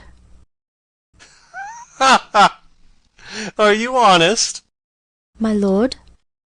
Are you fair? What means your lordship? That if you be honest and fair, your honesty should admit no discourse to your beauty. Could beauty, my lord, have better commerce than with honesty? Ay, truly. For the power of beauty will sooner transform honesty from what it is to a bawd than the force of honesty can translate beauty into his likeness. This was sometime a paradox, but now the time gives it proof. I did love you once. Indeed, my lord, you made me believe so. You should not have believed me. For virtue cannot so inoculate our old stock, but we shall relish of it. I loved you not. I was the more deceived. Get thee to a nunnery. Why wouldst thou be a breeder of sinners? I am myself indifferent honest, but yet I could accuse me of such things that it were better my mother had not borne me. I am very proud, revengeful, ambitious, with more offences at my beck than I have thoughts to put them in, imagination to give them shape, or time to act them in. What should fellows such as I do, crawling between earth and heaven? We are errant knaves all, believe none of us. Go thy ways to a nunnery. Where's your father? At home, my lord. Let the doors be shut upon him, that he may play the fool nowhere but in's own house. Farewell. Oh, help him, you sweet heavens. If thou dost marry, I'll give thee this plague for thy dowry. Be thou as chaste as ice, as pure as snow, thou shalt not escape calumny. Get thee to a nunnery. Go. Farewell. Or if thou wilt needs marry, marry a fool, for wise men know well enough what monsters you make of them. To a nunnery. Go. Farewell. O heavenly powers, restore him. I have heard of your paintings, too, well enough. God has given you one face, and you make yourselves another. You jig, you amble, and you lisp, and nickname God's creatures, and make your wantonness your ignorance. Go to, I'll no more on't, it hath made me mad. I'll say we will have no more marriages. Those that are married already, all but one, shall live. The rest shall keep as they are. To a nunnery. Go. Exit. Oh, what a noble mind is here o'erthrown! The courtiers, soldiers, scholars, eye, tongue, sword, the expectancy and rose of the fair state, the glass of fashion, and the mould of form, the observed of all observers quite down. And I, of ladies most dejected and wretched, that sucked the honey of his music vows, now see that noble and most sovereign reason, like sweet bells jangled out of tune and harsh, that unmatched form and feature of blown youth blasted with ecstasy. Oh, woe is me! To have seen what I have seen, see what I see. Enter King and Polonius. Love, his affections do not that way tend, nor what he spake, though it lacked form a little, was not like madness. There's something in his soul, o'er which his melancholy sits on brood, and I do doubt the hatch and the disclose will be some danger, which for to prevent I have in quick determination thus set it down. He shall with speed to England, For the demand of our neglected tribute, haply the seas and countries different with variable objects shall expel this something settled matter in his heart, whereon his brain still beating puts him thus from fashion of himself. What think you on it? It shall do well, but yet do I believe the origin and commencement of his grief sprung from neglected love. How now, Ophelia? You need not tell us what Lord Hamlet said. We heard it all. My lord, do as you please. But if you hold it fit, after the play, let his queen mother all alone entreat him to show his grief. Let her be round with him, and I'll be placed, so please you, in the ear of all their conference. If she find him not, to England send him, or confine him where your wisdom best shall think. It shall be so. Madness in great ones must not unwatched go. Exeunt. Scene 2. A hall in the castle. Enter Hamlet and players. Speak the speech, I pray you, as I pronounced it to you, trippingly on the tongue. But if you mouth it, as many of your players do, I had as lief the town crier spoke my lines. Nor do not saw the air too much with your hand thus, but use all gently. For in the very torrent, tempest, and, as I may say, whirlwind of passion, you must acquire and beget a temperance, that may give it smoothness. Oh, it offends me to the soul to hear a robustious, periwig-pated fellow tear a passion to tatters, to very rags, to split the ears of the groundlings, who for the most part are capable of nothing but inexplicable dumb shows and noise. I would have such a fellow whipped for overdoing Termagant. It out Herods Herod. Pray you, avoid it. I warrant your honour. Be not too tame neither, but let your own discretion be your tutor. Suit the action to the word to the action, with especial, o'erstep not the modesty of nature. For anything so overdone is from the purpose of playing, whose end, both at the first and now, was and is, to hold, as 'twere the mirror, up to nature, to show virtue her own feature, scorn her own image, and the very age and body of the time his form and pressure. Now this overdone, or come tardy off, though it make the unskilful laugh, cannot but make the judicious grieve. The censure of which, one must in your allowance o'erweigh a whole theatre of others. Oh, there be players that I have seen play, and heard others praise, and that highly. Not to speak it profanely, that neither, having the accent of Christians, nor the gait of Christian pagan nor man, have so strutted and bellowed that I have thought some of nature's journeymen had made man, and not made them well, they imitated humanity so abominably. I hope we have reformed that indifferently with us, sir.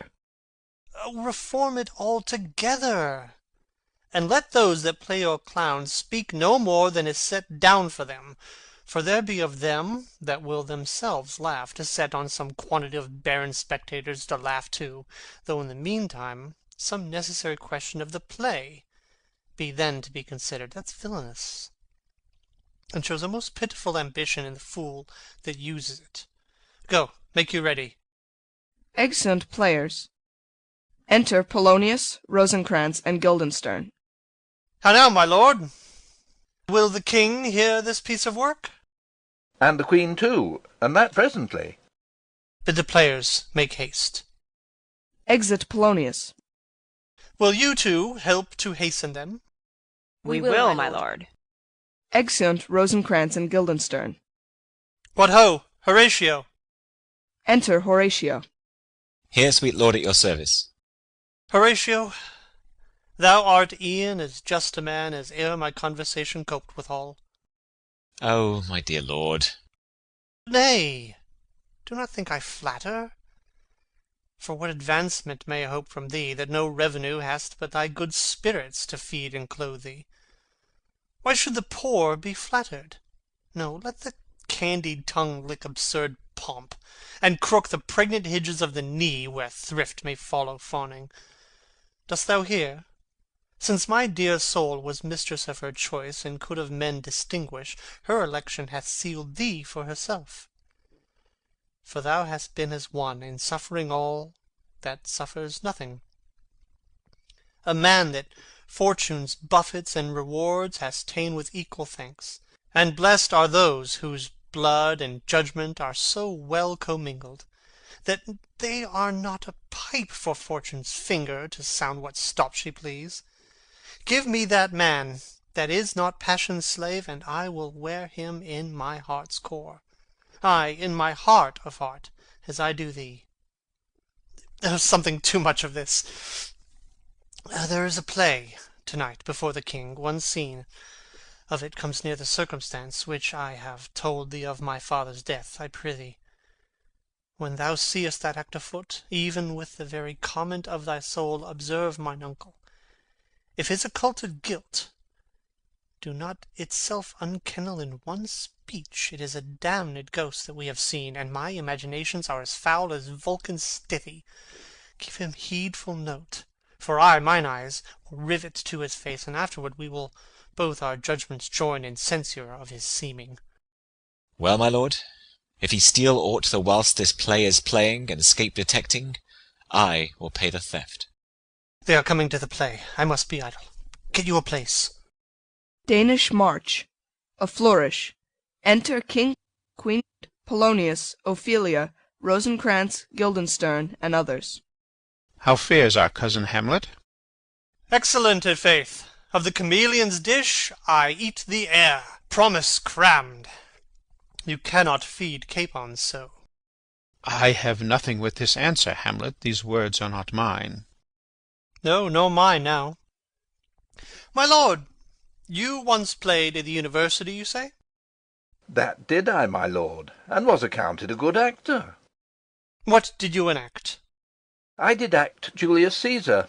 I was killed i' the Capitol. Brutus killed me. It was a brute part of him to kill so capital a calf there. Be the players ready? Ay, my lord, they stay upon your patience. Come hither, my dear Hamlet, sit by me. No, good mother, here's metal more attractive. Oh, ho, do you mark that? Lady, shall I lie in your lap? Lying down at Ophelia's feet. No, my lord. I mean my head upon your lap. Ay, my lord. Do you think I meant country matters? I think nothing, my lord. It's a fair thought to lie between maids' legs. What is, my lord? Nothing. You are merry, my lord. Who, I? Ay, my lord. God, you're only jig-maker. What should a man do but be merry? For look you, how cheerfully my mother looks, and my father died within these 2 hours. Nay, 'tis twice 2 months, my lord. So long? Oh, nay, then let the devil wear black, for I'll have a suit of sables. Oh, heavens! Died 2 months ago and not forgotten yet. Oh, then there's hope a great man's memory may outlive his life half a year. But, by your lady, he must build churches then, or else shall he suffer not thinking on when the hobby-horse, whose epitaph is for oh, the hobby-horse is forgot. Trumpets sound. The dumb show enters. Enter a king and a queen very lovingly, the queen embracing him, and he her. She kneels, and makes show of protestation unto him. He takes her up, and declines his head upon her neck, lays him down upon a bank of flowers. She, seeing him asleep, leaves him. Anon comes in a fellow, takes off his crown, kisses it, pours poison in the king's ears, and exit. The queen returns, finds the king dead, and makes passionate action. The poisoner, with some 2 or 3 mutes, comes in again, seeming to lament with her. The dead body is carried away. The poisoner woos the queen with gifts. She seems loath and unwilling a while, but in the end accepts his love. Exeunt. What means this, my lord? Mary, this is Mitching Maleko. It means mischief. Belike this show imports the argument of the play. Enter Prologue. We shall know by this fellow. The players cannot keep counsel. They'll tell all. Will he tell us what this show meant? Ay, or any show that you'll show him. Be not you ashamed to show.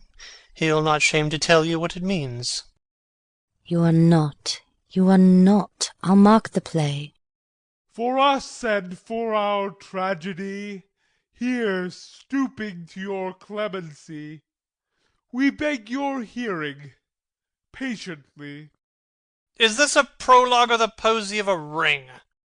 'Tis brief, my lord. As woman's love. Enter King and Queen.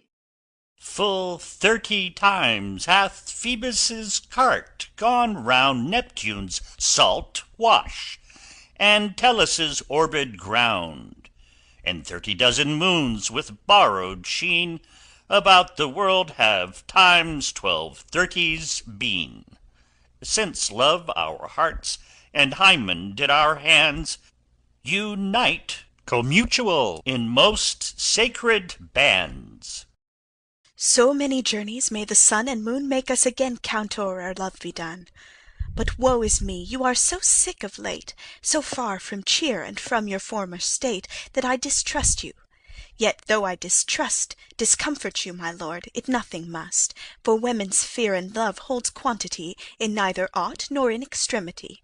Now, what my love is, proof hath made you know, and as my love is sized, my fear is so. Where love is great, the littlest doubts are fear; where little fears grow great, great love grows there. Faith, I must leave thee, love, and shortly too. My operant powers their functions leave to do, and thou shalt live in this fair world behind, honoured, beloved, and haply one as kind for husband shalt thou. Oh, confound the rest! Such love must needs be treason in my breast. In second husband let me be accursed. None wed the second, but who killed the first. Wormwood, wormwood. The instances that second marriage move are base respects of thrift, but none of love. A second time I kill my husband dead, when second husband kisses me in bed. I do believe you think what now you speak, but what we do determine oft we break.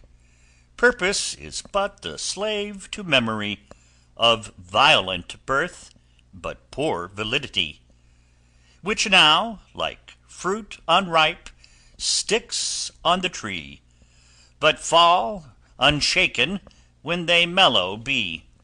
Most necessary 'tis that we forget to pay ourselves what to ourselves is debt. What to ourselves in passion we propose, the passion ending doth the purpose lose. The violence of either grief or joy their own enactures with themselves destroy. Where joy most revels, grief doth most lament. Grief joys, joy grieves on slender accident. This world is not for aye, nor 'tis not strange that even our loves should with our fortunes change. For 'tis a question left us yet to prove, whether love lead fortune, or else fortune love. The great man down, you mark his favourite flies; the poor advanced makes friends of enemies; and hitherto doth love on fortune tend.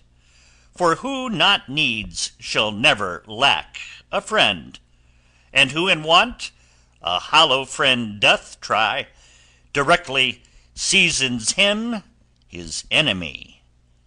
But orderly, to end where I begun, our wills and fates do so contrary run, that our devices still are overthrown. Our thoughts are ours, their ends none of our own. So think thou wilt no second husband wed, but die thy thoughts when thy first lord is dead. Nor earth to me give food, nor heaven light, sport and repose lock from me day and night. To desperation turn my trust and hope, an anchor's cheer in prison be my scope. Each opposite that blanks the face of joy, meet what I would have well, and it destroy. Both here and hence pursue me lasting strife, if once a widow, ever I be wife. If she should break it now. 'Tis deeply sworn. Sweet, leave me here a while. My spirits grow dull, and fain I would beguile the tedious day with sleep. Sleep rock thy brain, and never come mischance between us twain. Exit. Madam, how like you this play? The lady protests too much, methinks. Oh, but she'll keep her word. Have you heard the argument? Is there no offence in it? No, no, they do but jest, poison in jest, no offence to the world. What do you call the play? The Mousetrap. Marry, how? Tropically. This play is the image of a murder done in Vienna. Gonzago is the Duke's name, his wife Baptista. You shall see anon. 'Tis a knavish piece of work, but what of that? Your Majesty and we that have free souls, it touches us not. Let the galled jade wince, our withers are unwrung. Enter Lucianus. This one is Lucianus, nephew to the king. You are a good chorus, my lord. I could interpret between you and your love, if I could see the puppets dallying. You are keen, my lord, you are keen. It would cost you a groaning to take off my edge. Still better and worse. So you must take your husband's. Begin, murderer!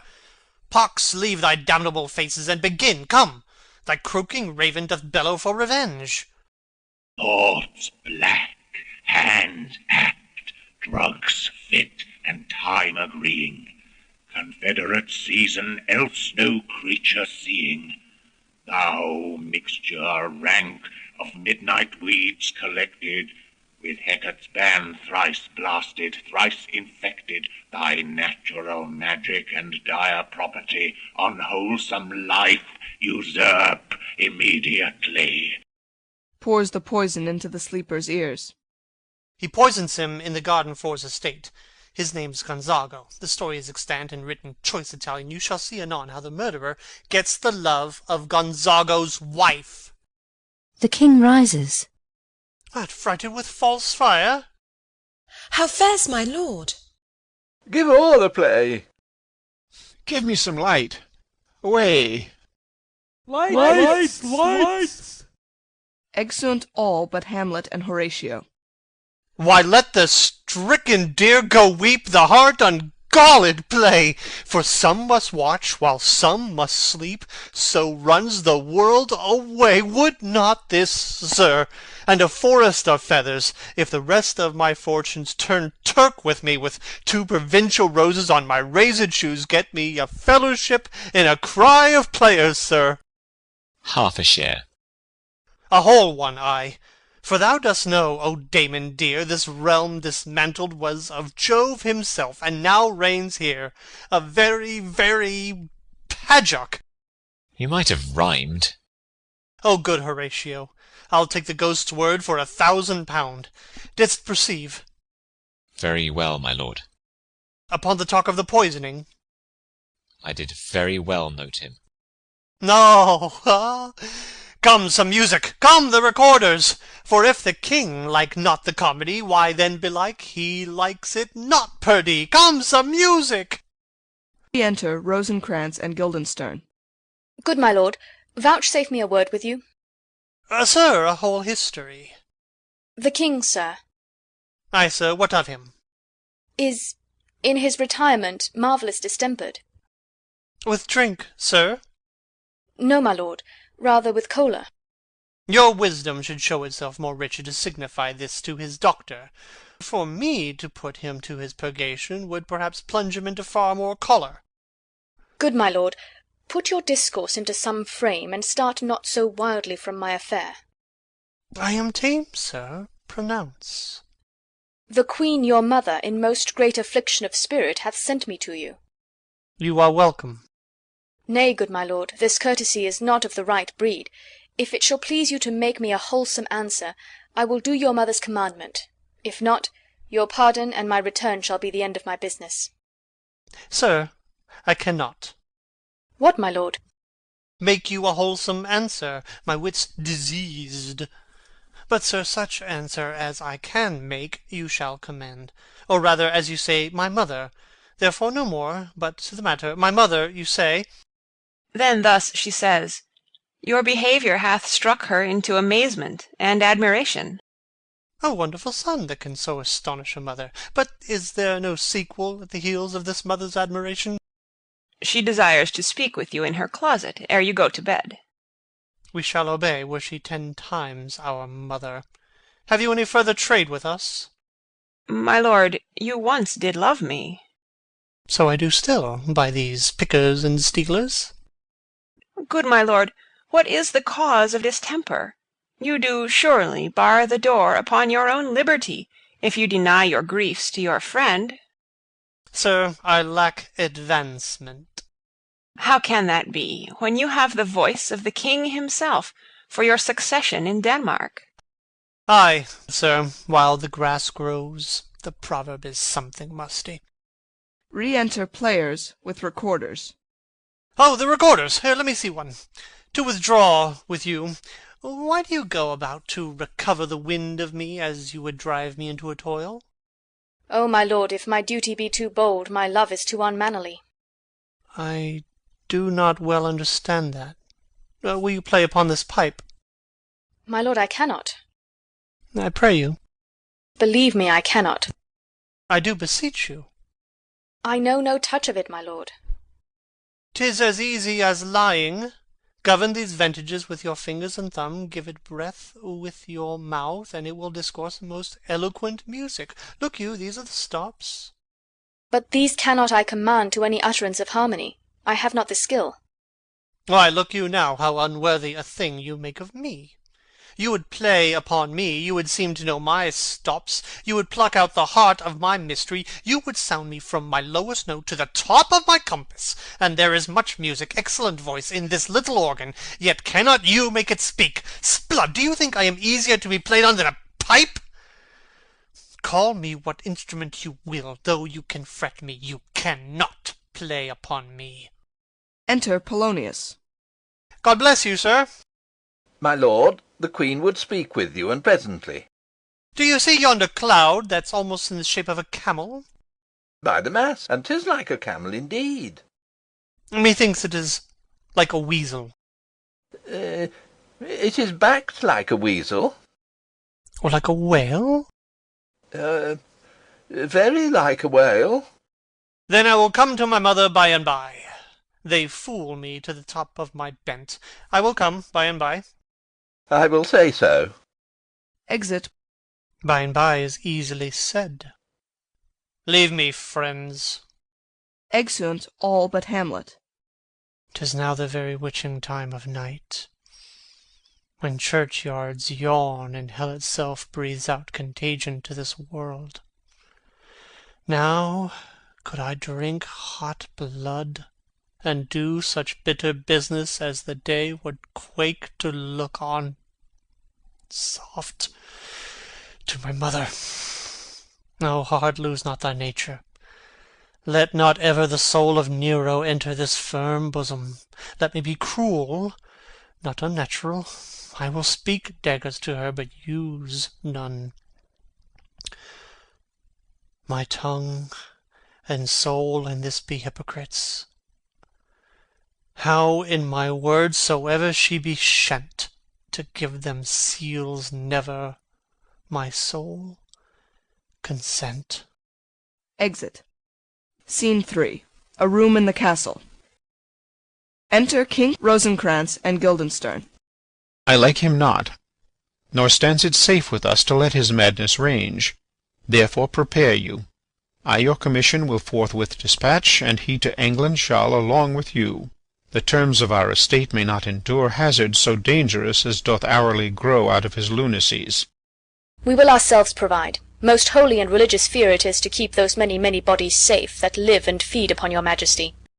The single and peculiar life is bound with all the strength and armour of the mind to keep itself from noyance, but much more that spirit upon whose weal depend and rest the lives of many.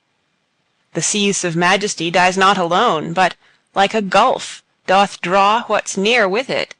It is a massy wheel fixed on the summit of the highest mount, to whose huge spokes 10,000 lesser things are morticed and adjoined, which, when it falls, each small annexment, petty consequence attends the boisterous ruin. Never alone did the king sigh, but with a general groan. Arm you, I pray you, to the speedy voyage, for we will fetters put upon this fear, which now goes too free-footed. We will haste us. Exeunt Rosencrantz and Guildenstern. Enter Polonius. My lord, he's going to his mother's closet. Behind the arras I'll convey myself to hear the process. I'll warrant she'll tax him home. And, as you said, and wisely was it said, 'tis meet that some more audience than a mother, since nature makes them partial, should o'erhear the speech of vantage. Fare you well, my liege. I'll call upon you ere you go to bed, and tell you what I know. Thanks, dear my lord. Exit Polonius. Oh, my offence is rank. It smells to heaven. It hath the primal eldest curse upon it, a brother's murder. Pray can I not, though inclination be as sharp as will, my stronger guilt defeats my strong intent, and like a man to double business bound, I stand in pause where I shall first begin, and both neglect. What if this cursed hand were thicker than itself with brother's blood? Is there not rain enough in the sweet heavens to wash it white as snow? Whereto serves mercy but to confront the visage of offence? And what's in prayer but this twofold force to be forestalled ere we come to fall, or pardoned being down? Then I'll look up. My fault is past. But, oh, what form of prayer can serve my turn? Forgive me my foul murder. That cannot be, since I am still possessed of those effects for which I did the murder, my crown, mine own ambition, and my queen. May one be pardoned and retain the offence? In the corrupted currents of this world, offence's gilded hand may shove by justice, and oft 'tis seen the wicked prize itself buys out the law. But 'tis not so above. There is no shuffling. There the action lies in his true nature, and we ourselves compelled, even to the teeth and forehead of our faults, to give in evidence. What then? What rests? Try what repentance can, what can it not? Yet what can it when one cannot repent? O wretched state! O bosom black as death! O limed soul that, struggling to be free, art more engaged! Help, angels! Make essay! Bow stubborn knees, and heart with strings of steel be soft as sinews of the new-born babe. All may be well. Retires and kneels. Enter Hamlet. Now might I do it pat. Now he is praying, and now I'll do't. And so he goes to heaven, and so am I revenged? That would be scanned. A villain kills my father, and for that I, his sole son, do this same villain sent to heaven? Oh, this is hire and salary, not revenge. He took my father grossly, full of bread, with all his crimes broad blown as flush as May. And how his audit stands, who knows save heaven? But in our circumstance and course of thought 'tis heavy with him. And am I then revenged to take him in the purging of his soul, when he is fit and seasoned for his passage? No. Up sword. Know thou a more horrid hent, when he is drunk asleep, or in his rage, or in the incestuous pleasure of his bed, at gaming, swearing, or about some act that has no relish of salvation, and then trip him that his heels may kick at heaven, and that his soul may be as damned and black as hell whereto it goes. My mother stays. This physic but prolongs thy sickly days. Exit. The king rises and advances. My words fly up. My thoughts remain below. Words without thoughts never to heaven go. Exeunt. Scene 4. Another room in the castle. Enter Queen and Polonius. He will come straight. Look you lay home to him, tell him his pranks have been too broad to bear with, and that your grace hath screened and stood between much heat and him. I'll silence me even here. Pray you be round with him. Mother!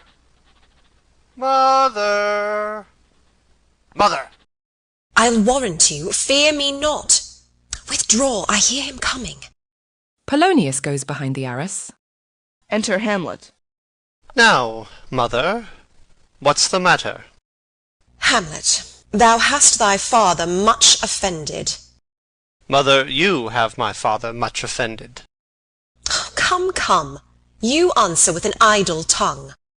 Go, go, you question with a wicked tongue. Why, how now, Hamlet? What's the matter now? Have you forgot me? No, by the rood, not so. You are the queen, your husband's brother's wife, and would it were not so, you are my mother. Nay, then I'll set those to you that can speak. Come, come, and sit you down, you shall not budge.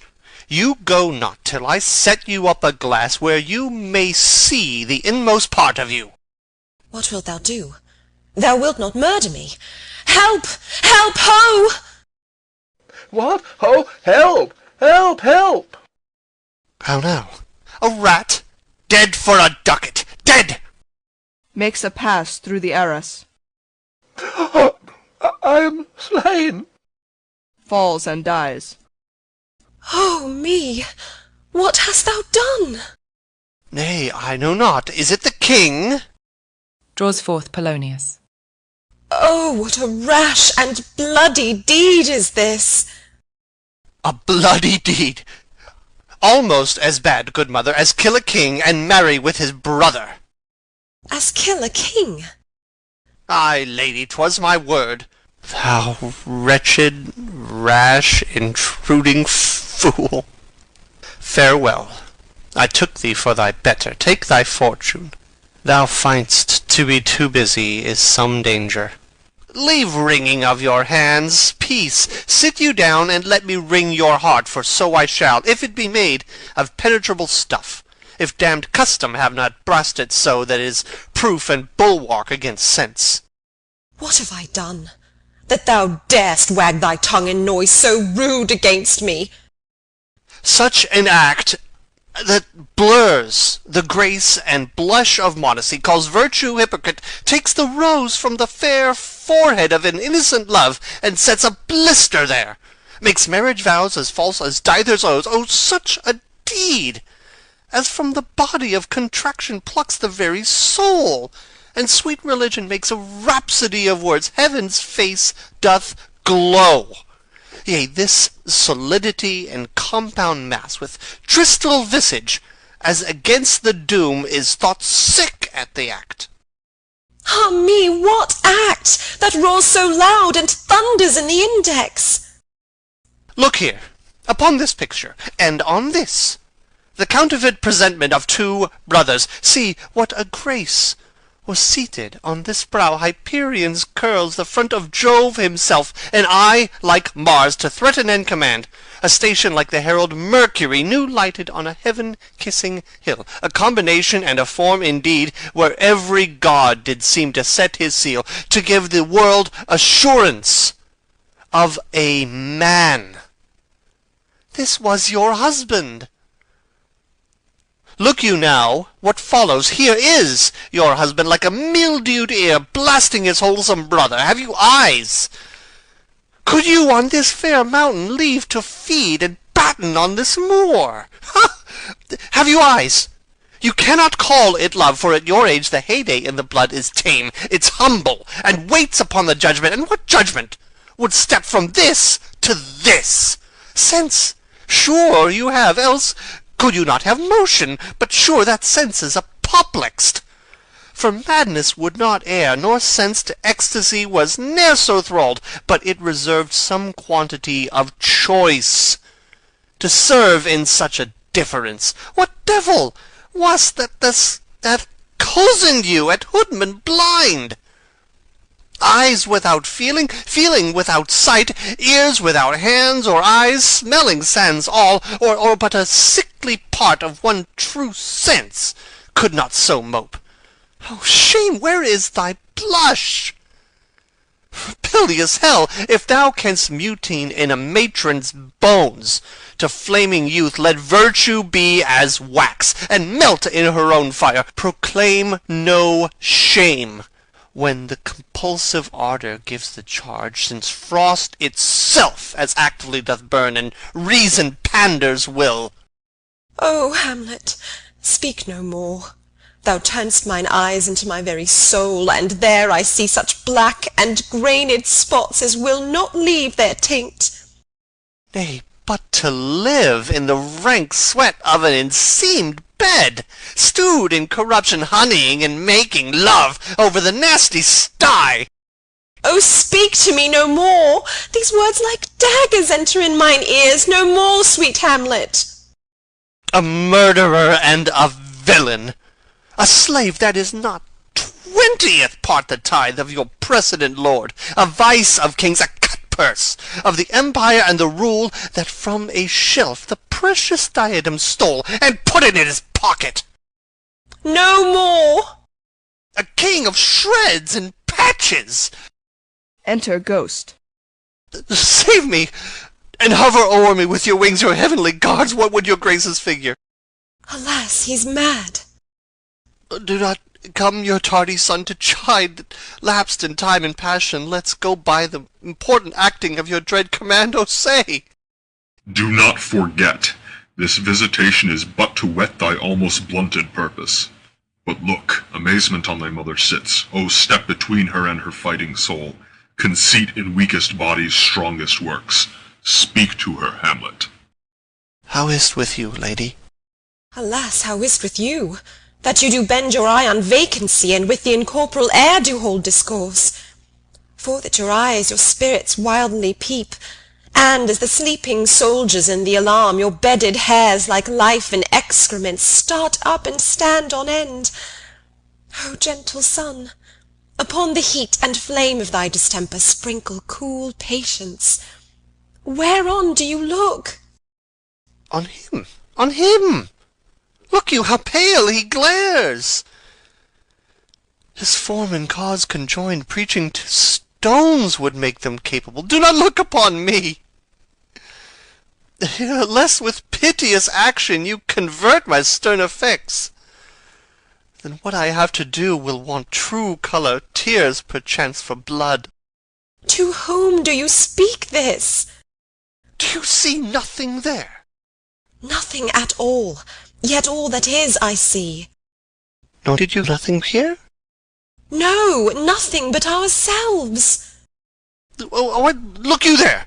How it steals away my father in his habit as he lived. Look where he goes, even now, out at the portal. Exit Ghost. This is the very coinage of your brain. This bodiless creation ecstasy is very cunning in. Ecstasy? My pulse, as yours, doth temperately keep time, and makes as healthful music. It is not madness that I have uttered.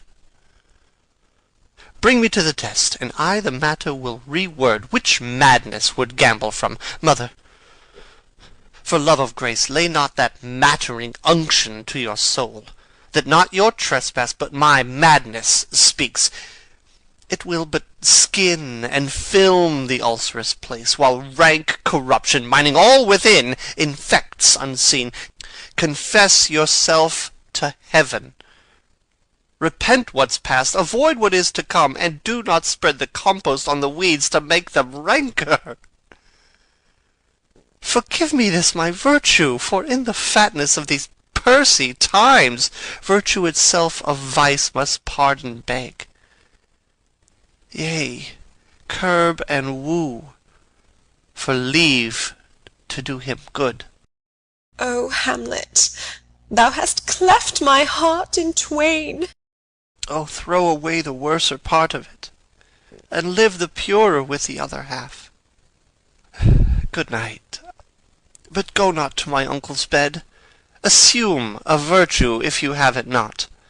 That monster Custom, who all sense doth eat, of habit's devil is angel, yet in this, that to the use of actions fair and good he likewise gives a frock or livery that is aptly put on.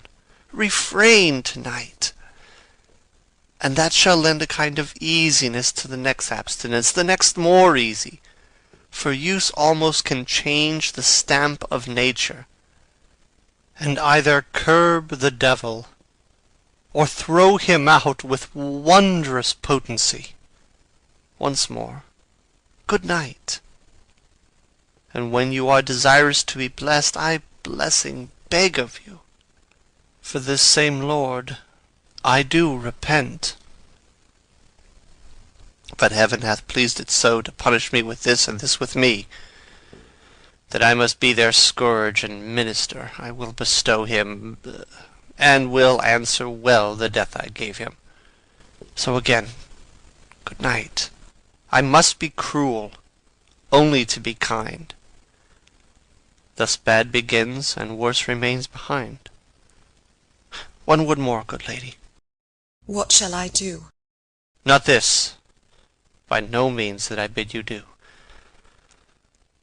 Let the bloat king tempt you again to bed, pince wanton on your cheek, call you his mouse, and let him for a pair of reechy kisses, or paddling in your neck with his damned fingers, make you to ravel all this matter out, that I essentially am not in madness, but mad in craft.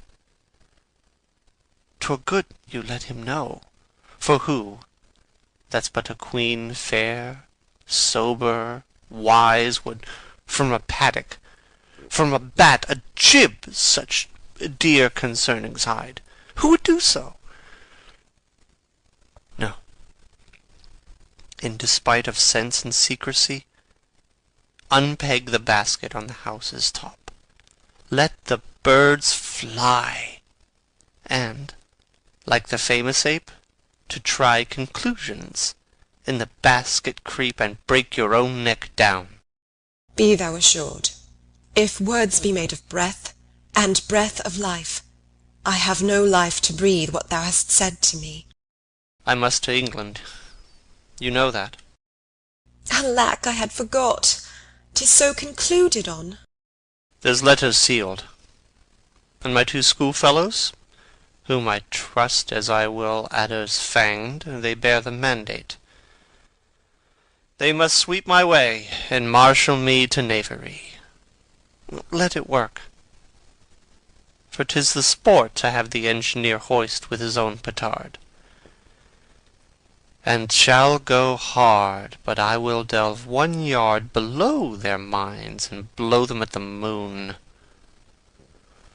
Oh, 'tis most sweet when in one line two crafts directly meet. This man shall set me packing. I'll lug the guts into the neighbor room. Mother, good night. Indeed, this counselor is now most still, most secret, and most grave, who was in life a foolish, prating knave. Come, sir, to draw toward an end with you. Good night, mother. Exeunt. Hamlet dragging in Polonius. Act 4, Scene 1. A room in the castle. Enter King, Queen, Rosencrantz, and Guildenstern. There's matter in these sighs, these profound heaves. You must translate. 'Tis fit we understand them. Where is your son? Bestow this place on us a little while. To Rosencrantz and Guildenstern, who go out. Ah, my good lord, What have I seen tonight? What, Gertrude? How does Hamlet? Mad, as the sea and wind, when both contend which is the mightier. In his lawless fit, behind the arras hearing something stir, whips out his rapier, cries, "A rat! A rat!" and in this brainish apprehension kills the unseen good old man. Oh, heavy deed! It had been so with us had we been there. His liberty is full of threats to all, to you yourself, to us, to every one. Alas, how shall this bloody deed be answered? It will be laid to us, whose providence should have kept short, restrained and out of haunt this mad young man. But so much was our love, we would not understand what was most fit, but like the owner of a foul disease, to keep it from divulging, let it feed even on the pith of life. Where's he gone? To draw apart the body he hath killed, or whom his very madness, like some ore among a mineral of metals base, shows itself pure. He weeps for what is done. O Gertrude, come away. The sun no sooner shall the mountains touch, but we will ship him hence. And this vile deed we must, with all our majesty and skill, both countenance and excuse. Oh, Guildenstern! Re-enter Rosencrantz and Guildenstern. Friends both, go join you with some further aid. Hamlet in madness hath Polonius slain, and from his mother's closet hath he dragged him. Go seek him out. Speak fair, and bring the body into the chapel. I pray you, haste in this. Exeunt Rosencrantz and Guildenstern. Come, Gertrude, we'll call up our wisest friends, and let them know both what we mean to do, and what's untimely done, so haply slander, whose whisper o'er the world's diameter, as level as the cannon to his blank, transports his poisoned shot, may miss our name, and hit the woundless air. Oh, come away. My soul is full of discord and dismay. Exeunt. Scene 2. Another room in the castle. Enter Hamlet. Safely stowed. Hamlet! Lord Hamlet! What noise? Who calls on Hamlet? Oh, here they come. Enter Rosencrantz and Guildenstern. What have you done, my lord, with the dead body? Compounded it with dust, whereto 'tis kin. Tell us where 'tis, that we may take it thence, and bear it to the chapel. Do not believe it. Believe what? That I can keep your counsel and not mine own. Besides, to be demanded of a sponge, what replication should be made by the son of a king? Take you me for a sponge, my lord? Ay, sir, that soaks up the king's countenance, his rewards, his authorities. But such officers do the king best service in the end. He keeps them, like an ape, in the corner of his jaw first mouthed, to be last swallowed. When he needs what you have gleaned, it is but squeezing you, and sponge you shall be dry again. I understand you not, my lord. I am glad of it. A knavish speech sleeps in a foolish ear. My lord, you must tell us where the body is, and go with us to the king. The body is with the king, but the king is not with the body. The king is a thing... A thing, my lord? Of nothing. Bring me to him. Hide, fox, and all after! Exeunt. Scene 3. Another room in the castle. Enter King, attended. I have sent to seek him, and to find the body. How dangerous it is that this man goes loose! Yet must we not put the strong law on him. He's loved of the distracted multitude, who like not in their judgment, but their eyes. And where 'tis so, the offender's scourge is weighed, but never the offence. To bear all smooth and even, this sudden sending him away must seem deliberate pause. Diseases desperate grown by desperate appliance are relieved, or not at all. Enter Rosencrantz. How now? What hath befallen? Where the dead body is bestowed, my lord, we cannot get from him. But where is he? Without, my lord, guarded, to know your pleasure. Bring him before us. Ho, Guildenstern! Bring in my lord. Enter Hamlet and Guildenstern. Now, Hamlet, where's Polonius? At supper. At supper? Where? Not where he eats, but where he is eaten. A certain convocation of politic worms are e'en at him. Your worm is your only emperor for diet. We fat all creatures else to fat us, and we fat ourselves for maggots. Your fat king and your lean beggar is but variable service, 2 dishes, but to 1 table. That's the end. Alas, alas.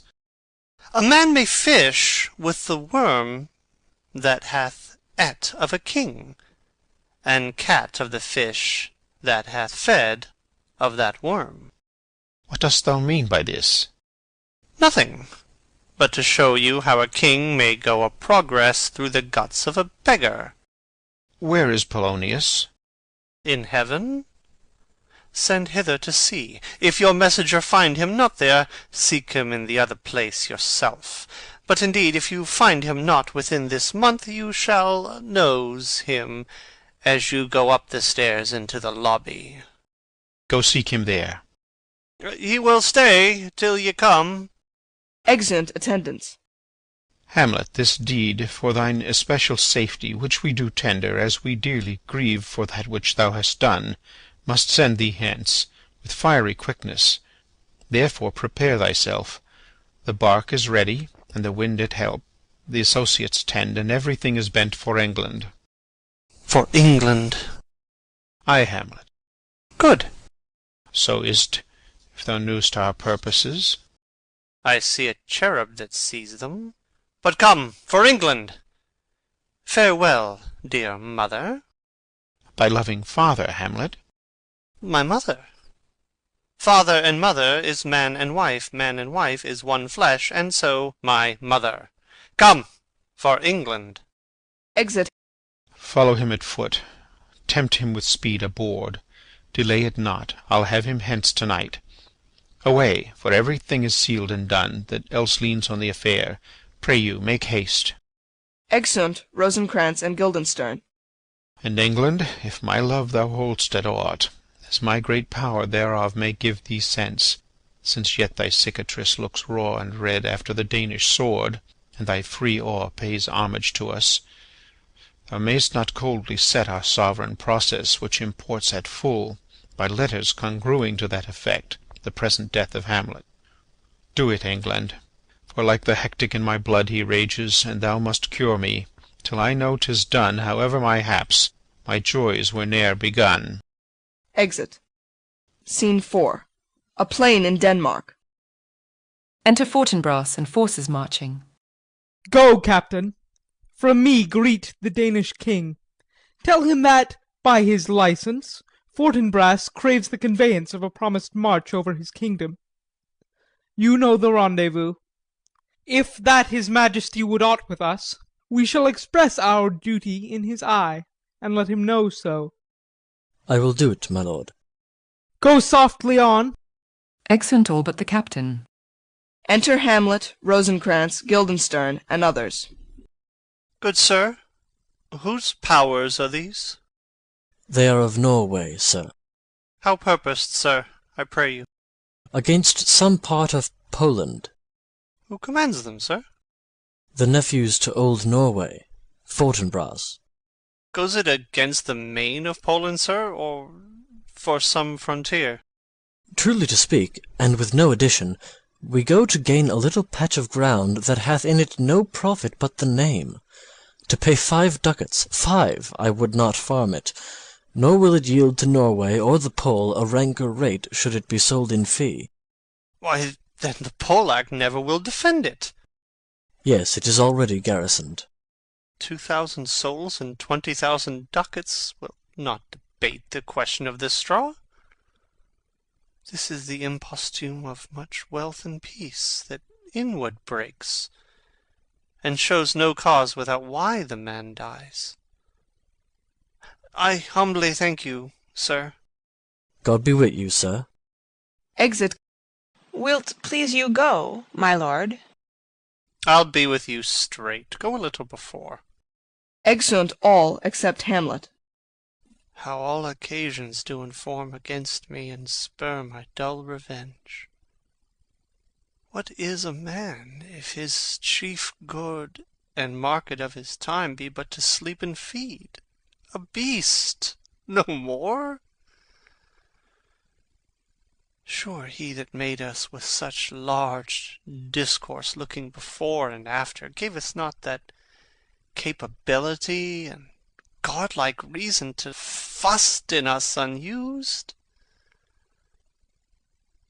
Now whether it be bestial oblivion or some craven scruple of thinking too precisely on the event, a thought which, quartered, hath but 1 part wisdom and ever 3 part coward, I do not know why yet I live to say this thing's to do. Sith I have cause and will and strength and means to do't. Examples gross as earth exhort me. Witness this army of such mass and charge, led by a delicate and tender prince, whose spirit with divine ambition puffed makes mouths at the invisible event, exposing what is mortal and unsure to all that fortune, death, and danger dare, even for an eggshell.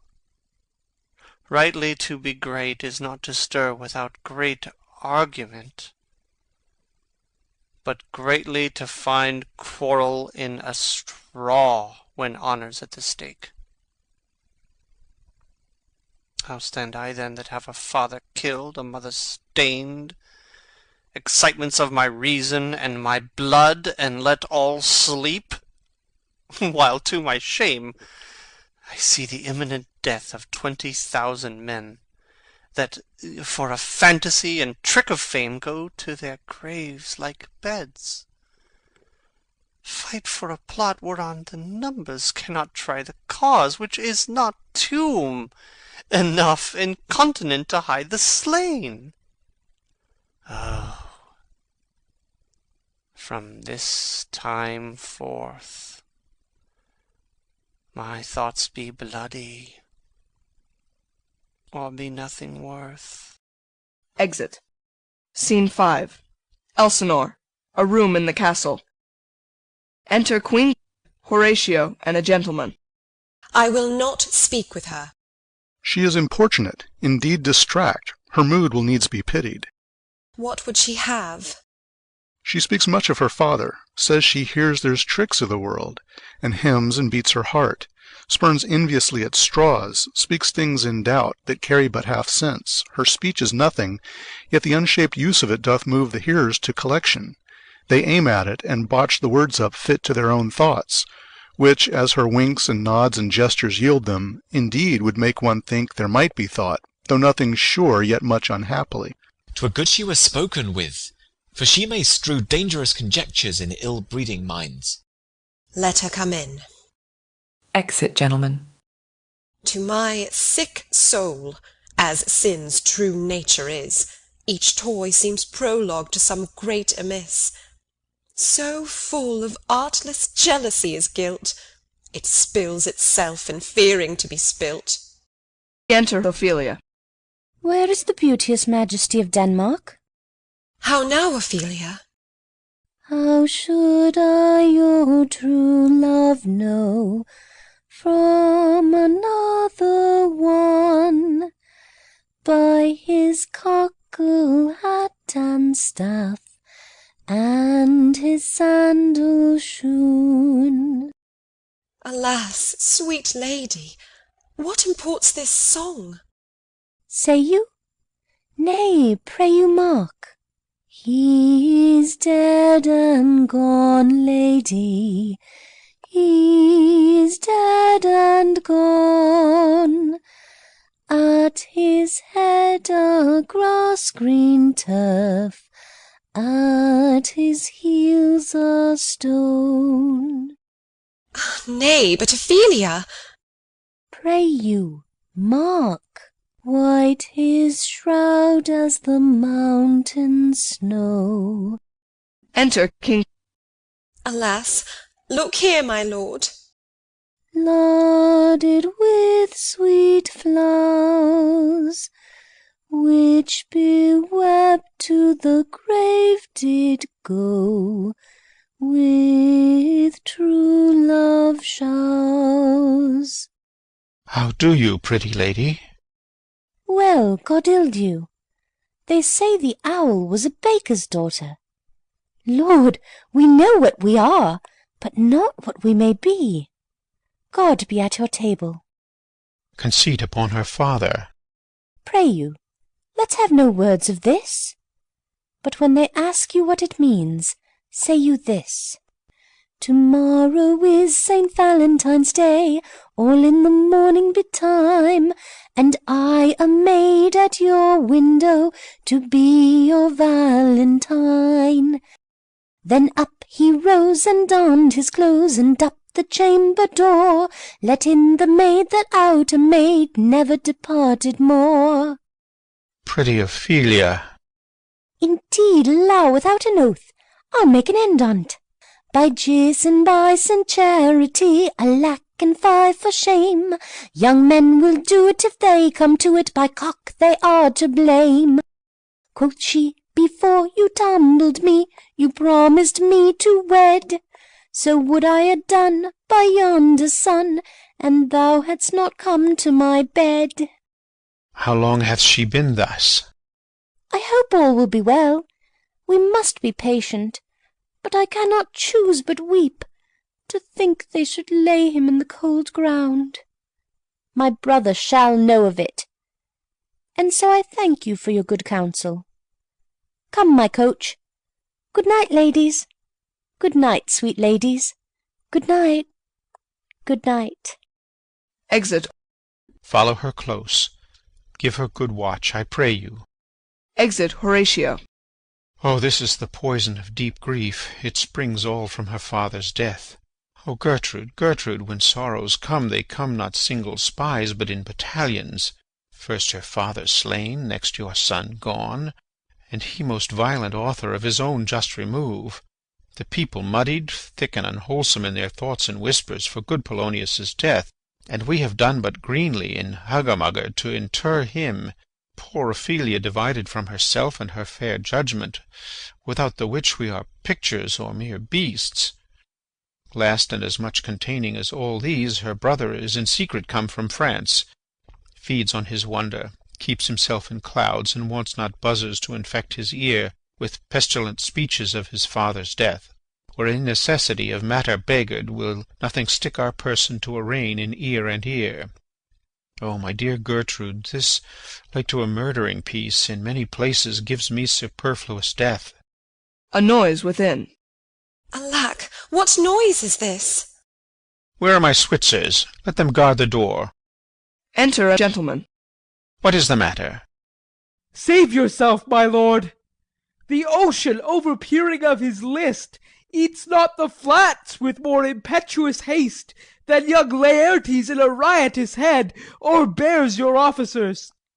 The rabble call him lord, and as the world were now but to begin, antiquity forgot, custom not known, the ratifiers and props of every word, they cry, choose we, Laertes shall be king. Caps, hands, and tongues applaud it to the clouds. Laertes shall be king, Laertes king. How cheerfully on the false trail they cry! Oh, this is counter, you false Danish dogs! Noise within. The doors are broke. Enter Laertes, armed, Danes following. Where is the king? Sirs, stand you all without. No, let us come in. I pray you, give me leave. We will. They retire without the door. I thank you. Keep the door. Oh, thou vile king, give me my father. Calmly, good Laertes. That drop of blood that's calm proclaims me bastard, cries cuckold to my father, brands the harlot even here between the chaste, unsmirched brow of my true mother. What is the cause, Laertes, that thy rebellion looks so giant-like? Let him go, Gertrude. Do not fear our person. There's such divinity doth hedge a king, that treason can but peep to what it would, acts little of his will.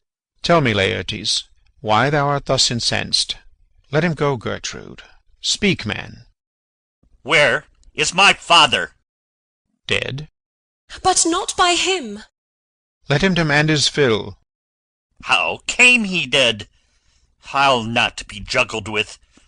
To hell allegiance, vows to the blackest devil, conscience and grace to the profoundest pit. I dare damnation. To this point I stand, that both the worlds I give to negligence, let come what comes.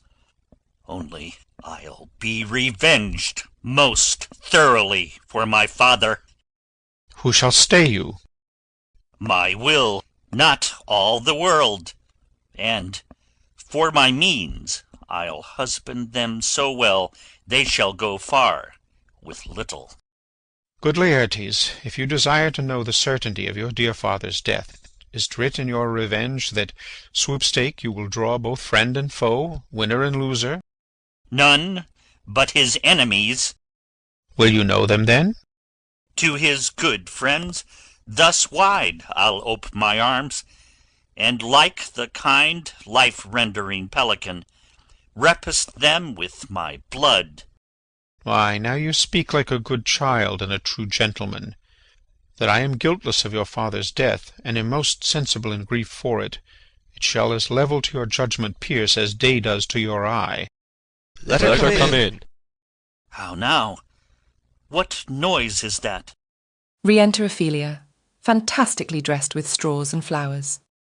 Oh, heat, dry up my brains. Tears 7 times salt burn out the sense and virtue of mine eye. By heaven, thy madness shall be paid by weight, till our scale turn the beam. Oh, Rose of May, dear maid, kind sister, sweet Ophelia, O heavens, is't possible a young maid's wits should be as moral as an old man's life? Nature is fine in love, and where 'tis fine, it sends some precious instance of itself after the thing it loves. They bore him barefaced on the bier, hey non nonny nonny, hey nonny, and in his grave rained many a tear. Fare you well, my dove. Hadst thou thy wits, and didst persuade revenge, it could not move thus. You must sing a down, and you call him a downer. Oh, how the wheel becomes it! It is the false steward that stole his master's daughter. This nothing's more than matter. There's rosemary, that's for remembrance. Pray, love, remember. And there is pansies, that's for thoughts. A document in madness, thoughts and remembrance fitted. There's fennel for you, and columbines. There's rue for you, and here's some for me.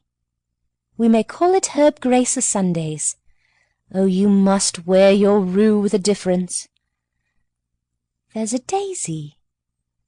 I would give you some violets, but they withered all when my father died.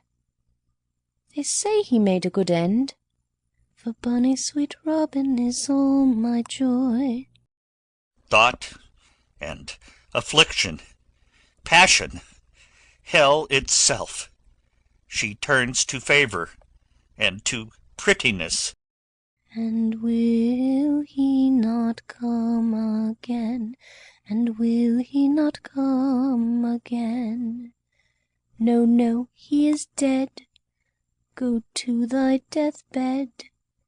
He never will come again. His beard was as white as snow, all flaxen was his poll. He is gone, and we cast away moan, God have mercy on his soul. And of all Christian souls, I pray God be with ye. Exit. Do you see this, O God?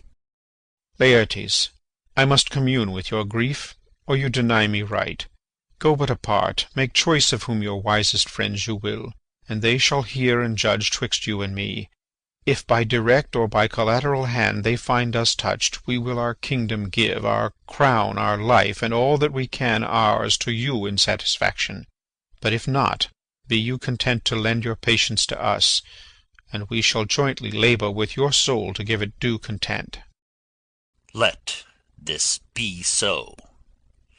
His means of death, his obscure funeral, no trophy, sword, nor hatchment o'er his bones, no noble rite nor formal ostentation. Cry to be heard, as 'twere from heaven to earth, that I must call't in question. So you shall, and where the offence is, let the great axe fall. I pray you, go with me. Exit. Scene 6. Another room in the castle. Enter Horatio and a servant. What are they that would speak with me? Sailors, sir. They say they have letters for you. Let them come in. Exit servant. I do not know from what part of the world I should be greeted, if not from Lord Hamlet. Enter sailors. God bless you, sir. Let him bless thee too. He shall, sir, and please him. There's a letter for you, sir. It comes from the ambassador that was bound for England, if your name be Horatio, as I am to let know it is. Horatio, when thou shalt have overlooked this, give these fellows some means to the king. They have letters for him. Ere we were 2 days old at sea, a pirate of very warlike appointment gave us chase. Finding ourselves too slow of sail, we put on a compelled valour, and in the grapple I boarded them. On the instant they got clear of our ship, so I alone became their prisoner. They have dealt with me like thieves of mercy, but they knew what they did. I am to do a good turn for them. Let the king have the letters I have sent, and repair thou to me with as much speed as thou wouldst fly death. I have words to speak in thine ear will make thee dumb. Yet they are much too light for the bore of the matter. These good fellows will bring thee where I am. Rosencrantz and Guildenstern hold their course for England. Of them I have much to tell thee. Farewell. He that thou knowest thine, Hamlet. Come, I will make you way for these your letters, and do it the speedier, that you may direct me to him from whom you brought them. Exeunt. Scene 7. Another room in the castle. Enter King and Laertes.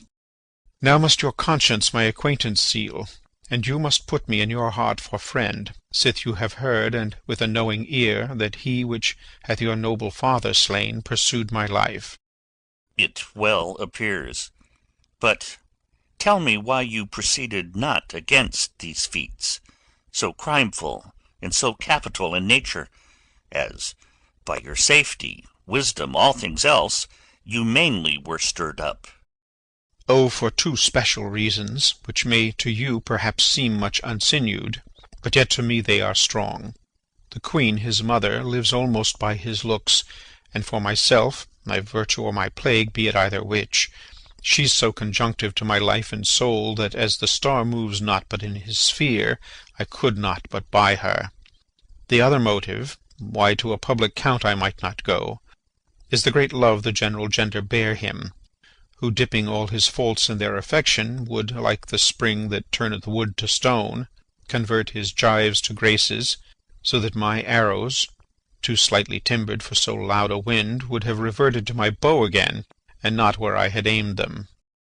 And So have I a noble father lost, a sister driven into desperate terms, whose worth, if praises may go back again, stood challenger on mount of all the age for her perfections. But my revenge will come. Break not your sleeps for that. You must not think that we are made of stuff so flat and dull that we can let our beard be shook with danger and think it pastime. You shortly shall hear more. I loved your father, and we love ourself, and that, I hope, will teach you to imagine— Enter a messenger. How now? What news? Letters, my lord, from Hamlet. This to your majesty, this to the queen. From Hamlet? Who brought them? Sailors, my lord, they say. I saw them not. They were given me by Claudio. He received them of him that brought them. Laertes, you shall hear them. Leave us. Exit messenger. High and mighty, you shall know I am set naked on your kingdom. Tomorrow shall I beg leave to see your kingly eyes, when I shall, first asking your pardon thereunto, recount the occasion of my sudden and more strange return. Hamlet. What should this mean? Are all the rest come back, or is it some abuse and no such thing? Know you the hand? 'Tis Hamlet's character, naked, and in a postscript here he says, alone. Can you advise me? I'm lost in it, my lord, but let him come. It warms the very sickness in my heart, that I shall live and tell him to his teeth, thus didst thou. If it be so, Laertes, as how should it be so, how otherwise? Will you be ruled by me? Ay, my lord. So you will not o'errule me to a peace. To thine own peace. If he be now returned, as checking at his voyage, and that he means no more to undertake it, I will work him to an exploit, now ripe in my device, under the which he shall not choose but fall. And for his death no wind shall breathe, but even his mother shall uncharge the practice and call it accident. My lord, I will be ruled. The rather, if you could devise it so that I might be the organ. It falls right. You have been talked of since your travel much, and that in Hamlet's hearing, for a quality wherein they say you shine. Your sum of parts did not together pluck such envy from him as did that one, and that in my regard of the unworthiest siege. What part is that, my lord? A very riband in the cap of youth, yet needful too, for youth no less becomes the light and careless livery that it wears, than settled age his sables and his weeds, importing health and graveness. 2 months since, here was a gentleman of Normandy. I've seen myself and served against the French, and they can well on horseback. But this gallant had witchcraft in it. He grew unto his seat, and to such wondrous doing brought his horse as he had been encorpsed and demi-natured with the brave beast. So far he topped my thought, that I in forgery of shapes and tricks come short of what he did. A Norman, was't? A Norman. Upon my life, Lamond. The very same. I know him well. He is the brooch indeed, and gem of all the nation. He made confession of you, and gave you such a masterly report for art and exercise in your defence, and for your rapier most especially, that he cried out, 'Twould be a sight indeed if one could match you. The scrimmers of their nation, he swore, had neither motion, guard, nor eye, if you opposed them. Sir, this report of his did Hamlet so envenom with his envy, that he could nothing do but wish and beg your sudden coming o'er to play with him. Now, out of this— What out of this, my lord? Laertes, was your father dear to you, or are you like the painting of a sorrow, a face without a heart? Why ask you this? Not that I think you did not love your father, but that I know love is begun by time, and that I see in passages of proof time qualifies the spark and fire of it. There lives within the very flame of love a kind of wick or snuff that will abate it, and nothing is at a like goodness still. For goodness, growing to a pleurisy, dies in his own too much. That we would do, we should do when we would, for this would changes, and hath abatements and delays as many as there are tongues, our hands, our accidents. And then this should is like a spendthrift sigh, that hurts by easing, but to the quick of the ulcer. Hamlet comes back. What would you undertake to show yourself your father's son in deed more than in words? To cut his throat in the church. No place, indeed, should murder sanctuarize. Revenge should have no bounds. But, good Laertes, will you do this? Keep close within your chamber. Hamlet returned shall know you are come home. We'll put on those that shall praise your excellence, and set a double varnish on the fame the Frenchman gave you. Bring you in fine together, and wager on your heads. He, being remiss, most generous, and free from all contriving, will not peruse the foils, so that with ease, or with a little shuffling, you may choose a sword unbaited, and in a passive practice requite him for your father. I will do it, and for that purpose I'll anoint my sword. I bought an unction of a mountebank so mortal that, but dip a knife in it, where it draws blood, no cataplasm so rare, collected from all simples that have virtue under the moon, can save the thing from death that is but scratched withal. I'll touch my point with this contagion, that if I gall him slightly, it may be death. Let's further think of this, weigh what convenience both of time and means may fit us to our shape. If this should fail, and that our drift look through our bad performance, 'twere better not essayed. Therefore this project should have a back or second that might hold, if this should blast in proof. Soft, let me see. We'll make a solemn wager on your cunnings. I have, when in your motion you are hot and dry, as make your bouts more violent to that end, and that he calls for drink, I'll have prepared him a chalice for the nonce, wherein but sipping, if he by chance escape your venomed stuck, our purpose may hold there. Enter Queen. How now, sweet queen? One woe doth tread upon another's heel, so fast they follow. Your sister's drowned, Laertes. Drowned? Oh, where? There is a willow grows aslant a brook, that shows his hoar leaves in the glassy stream. There with fantastic garlands did she come, of crowflowers, nettles, daisies, and long purples, that liberal shepherds give a grosser name, but our cold maids do dead men's fingers call them. There on the pendant boughs her coronet weeds clambering to hang, an envious sliver broke, when down her weedy trophies and herself fell in the weeping brook. Her clothes spread wide, and mermaid-like awhile they bore her up, which time she chanted snatches of old tunes, as one incapable of her own distress, or like a creature native and endued unto that element. But long it could not be, till that her garments, heavy with their drink, pulled the poor wretch from her melodious lay to muddy death. Alas, then she is drowned? Drowned, drowned. Too much of water hast thou, poor Ophelia, and therefore I forbid my tears. But yet it is our trick. Nature her custom holds. Let shame say what it will. When these are gone, the woman will be out.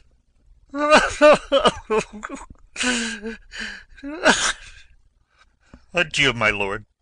I have a speech of fire that fain would blaze, but that this folly doubts it. Exit. Let's follow, Gertrude. How much I had to do to calm his rage! Now fear I this will give it start again. Therefore let's follow. Exeunt. Act 5, Scene 1.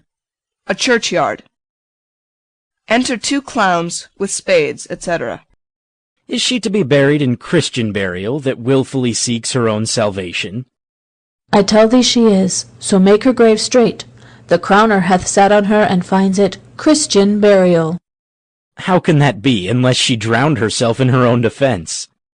Why, 'tis found so.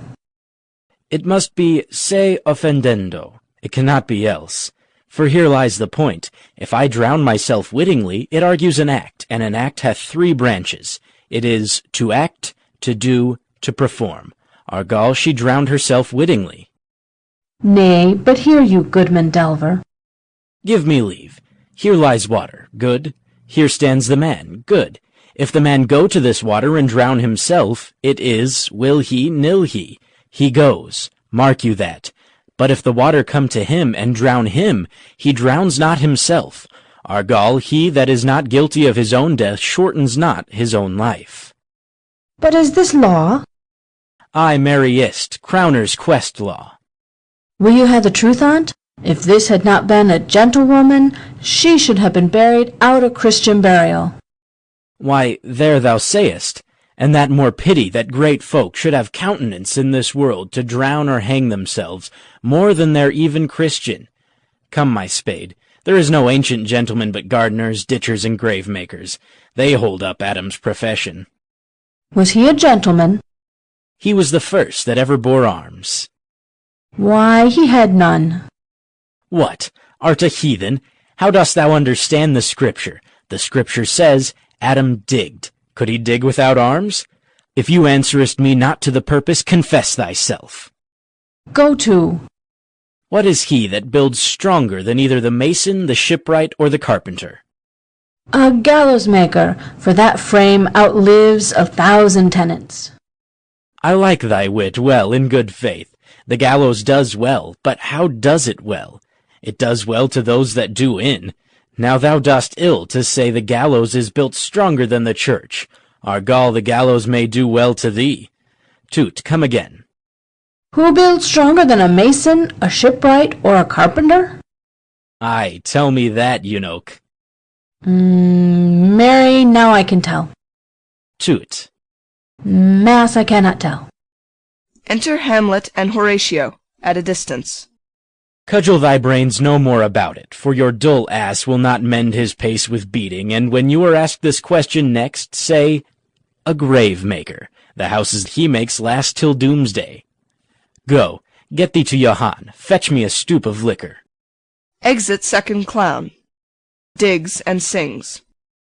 In youth when I did love, methought it was very sweet to contract, the time for me behove. Oh, methought there was nothing meet. Has this fellow no feeling of his business, that he sings grave-making? Custom hath made it in him a property of easiness. 'Tis e'en so.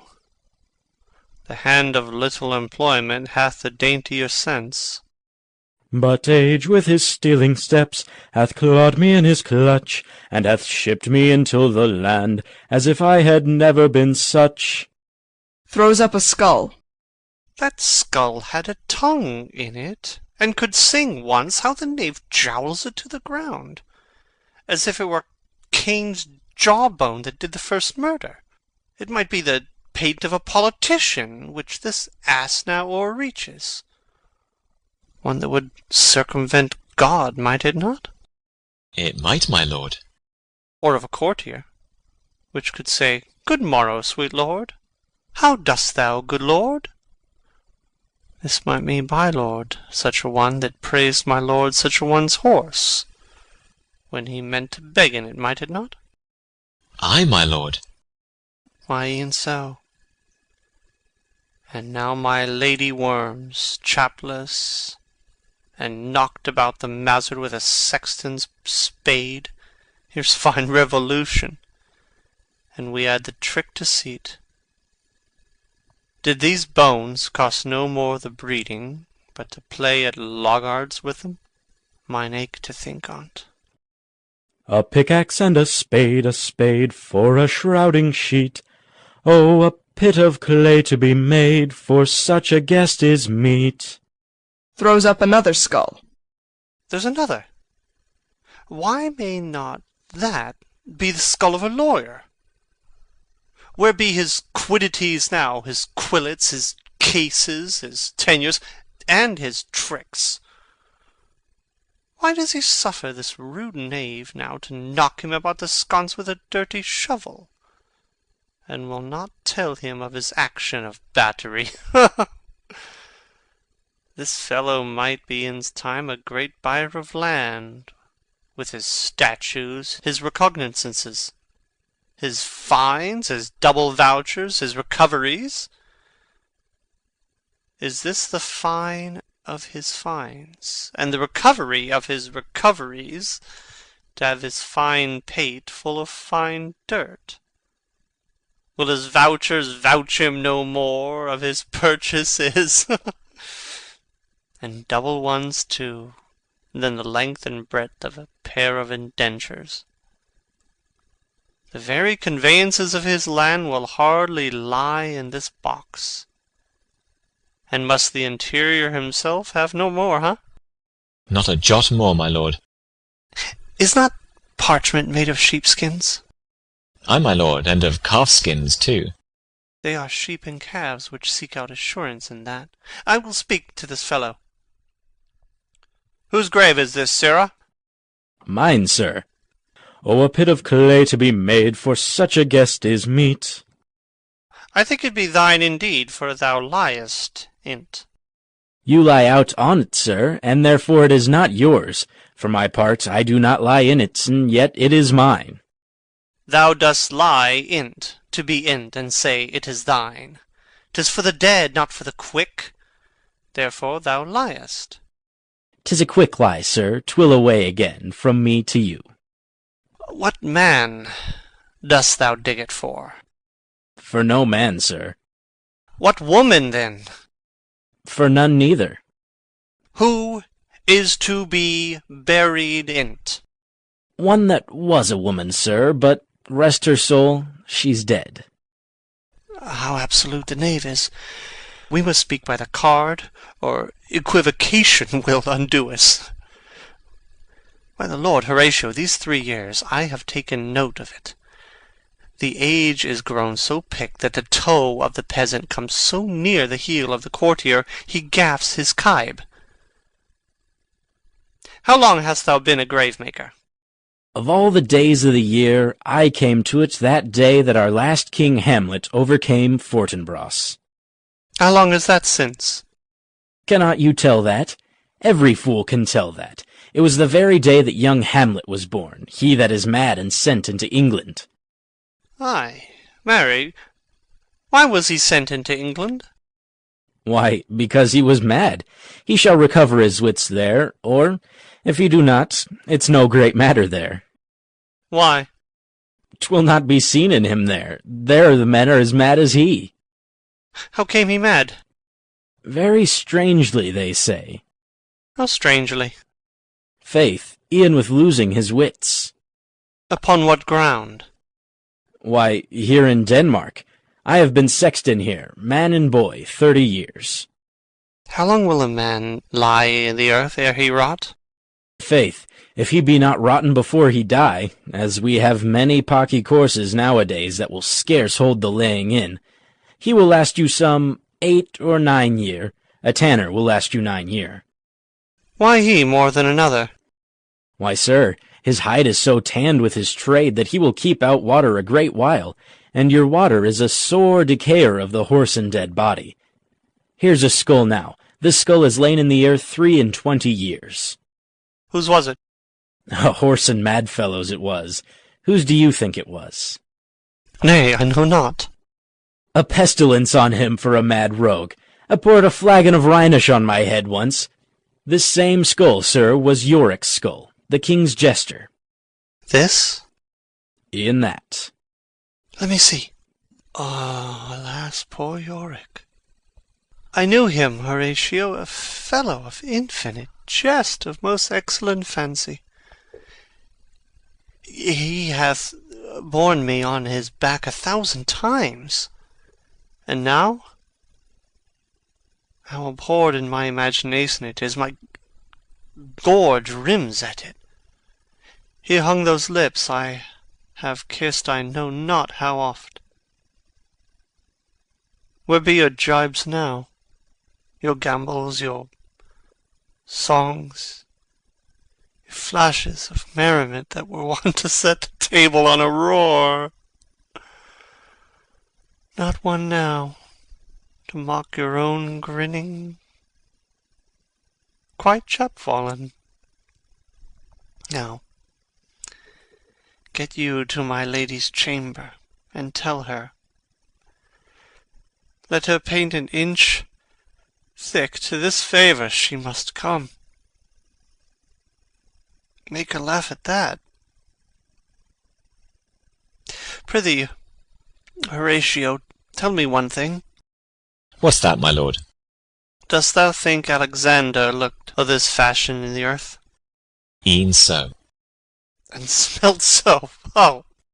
Throws down the skull. E'en so, my lord.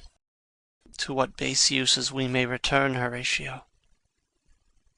Why may not imagination trace the noble dust of Alexander, till he find it stopping a bunghole? 'Twere to consider too curiously to consider so. No, faith, not a jot, but to follow him thither with modesty enough, and likelihood to lead it. As thus, Alexander died, Alexander was buried. Alexander returneth into dust, the dust is earth. Of earth we make loam. And why of that loam, whereto he was converted, might they not stop a beer barrel? Imperious Caesar, dead, turned to clay, might stop a hole to keep the wind away. Oh, that that earth, which kept the world in awe, should patch a wall to expel the winter flaw. Soft, but soft aside, here comes the king. Enter priest, etc., in procession. The corpse of Ophelia, Laertes, and mourners following. King, queen, their trains, etc. The queen, the courtiers, who is this they follow? And with such maimed rites, this doth betoken the course they follow did with desperate hand fordo its own life. 'Twas of some estate. Couch we a while and mark. Retiring with Horatio. What ceremony else? That is Laertes, a very noble youth. Mark. What ceremony else? Her obsequies have been as far enlarged as we have warranties. Her death was doubtful. And, but that great command o'ersways the order, she should in ground unsanctified have lodged till the last trumpet. For charitable prayers, shards, flints and pebbles should be thrown on her. Yet here she is allowed her virgin rites, her maiden instruments, and the bringing home of bell and burial. Must there no more be done? No more be done. We should profane the service of the dead to sing a requiem and such rest to her as to peace-parted souls. Lay her in the earth, and from her fair and unpolluted flesh may violets spring. I tell thee, churlish priest, a ministering angel shall my sister be when thou liest howling. What, the fair Ophelia? Sweets to the sweet, farewell. I hoped thou shouldst have been my Hamlet's wife. I thought thy bride bed to have decked, sweet maid, and not have strewed thy grave. Oh, treble woe fall 10 times treble on that cursed head, whose wicked deed thy most ingenious sense deprived thee of. Hold off the earth awhile, till I have caught her once more in mine arms. Now pile your dust upon the quick end, dead, till of this flat a mountain you have made, to o'ertop old Pelion, or the skyish head of blue Olympus.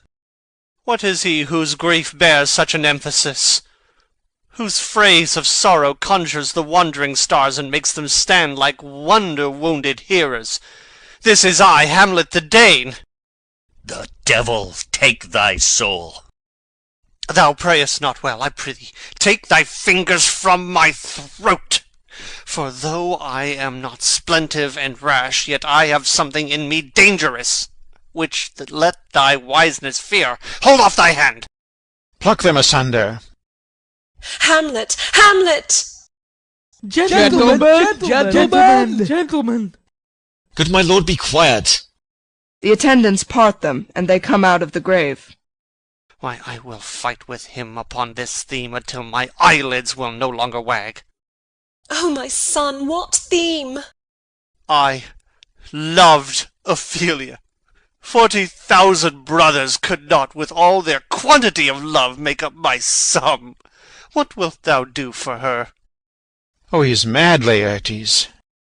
For love of God, forbear him. Swoons! Show me what thou'lt do. Would weep, would fight, would fast, wouldst tear thyself, would drink up easel, eat a crocodile, I'll do't. Dost thou come here to whine, to outface me with leaping in her grave?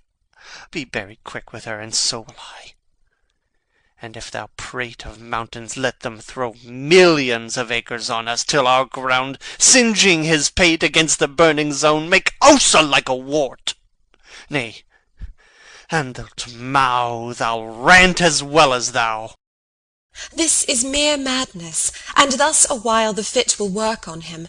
Anon, as patient as the female dove, when that her golden couplets are disclosed, his silence will sit drooping. Hear you, sir. What is the reason that you use me thus? I loved you ever.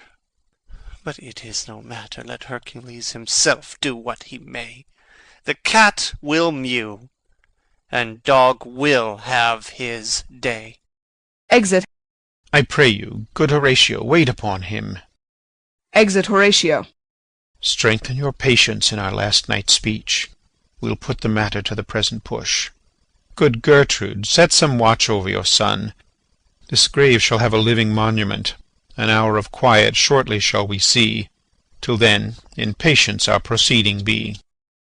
Exeunt. Scene 2. A hall in the castle. Enter Hamlet and Horatio.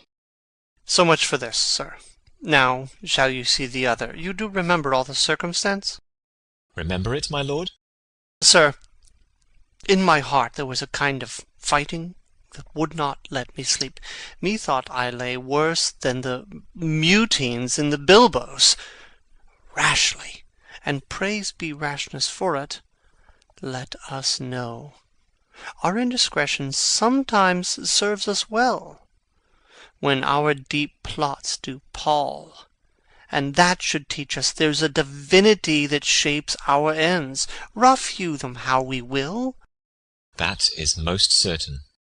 Up from my cabin, my sea-gown scarfed about me, in the dark groped I to find out them. Had my desire, fingered their packet, and in fine withdrew to mine own room again, making so bold, my fears forgetting manners, to unseal their grand commission, where I found Horatio a royal knavery, an exact command, larded with many several sorts of reasons, importing Denmark's health, and England's too, with such bugs and goblins in my life, that on the supervised no leisure bated, no, not to stay the grinding of the axe, my head should be struck off. Is't possible? Here's the commission. Read it at more leisure. But wilt thou hear me how I did proceed? I beseech you. Being thus benetted round with villainies, ere I could make a prologue to my brains, they had begun the play. I sat me down, devised a new commission, wrote it fair. I once did hold it, as our statists do, a baseness to write fair, and laboured much how to forget that learning. But, sir, now it did me yeoman's service. Wilt thou know the effect of what I wrote? Ay, my good lord.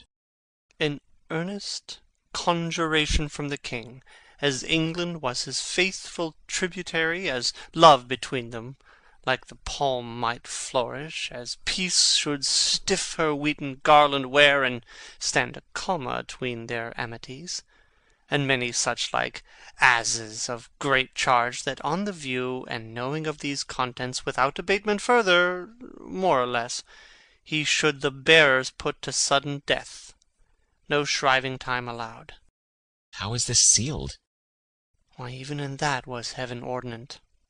I had my father's signet in my purse, which was the model of that Danish seal. Folded the writ up in the form of the other, scribed it, gave it the impression, placed it safely, the changeling never known. Now the next day was our sea fight, and what to this was sequenced thou know'st already. So Guildenstern and Rosencrantz go to it. Ay, man, they did make love to this employment. They are not near my conscience. Their defeat does by their own insinuation grow. 'Tis dangerous when the baser nature comes between the pass and fell incensed points of mighty opposites. Why, what a king is this? Does it not, thinks thee, stand me now upon? He that hath killed my king and whored my mother, popped in between the election and my hopes, thrown out his angle for my proper life, and with such cozenage, is not the perfect conscience to quit him with this arm? And is not to be damned to let this canker of our nature come in further evil? It must be shortly known to him from England what is the issue of the business there. It will be short. The interim is mine, and a man's life no more than to say one. But I am very sorry, good Horatio, that to Laertes I forgot myself. For by the image of my cause I see the portraiture of his. I'll court his favours, but sure the bravery of his grief did put me into a towering passion. Peace! Who comes here? Enter Osric.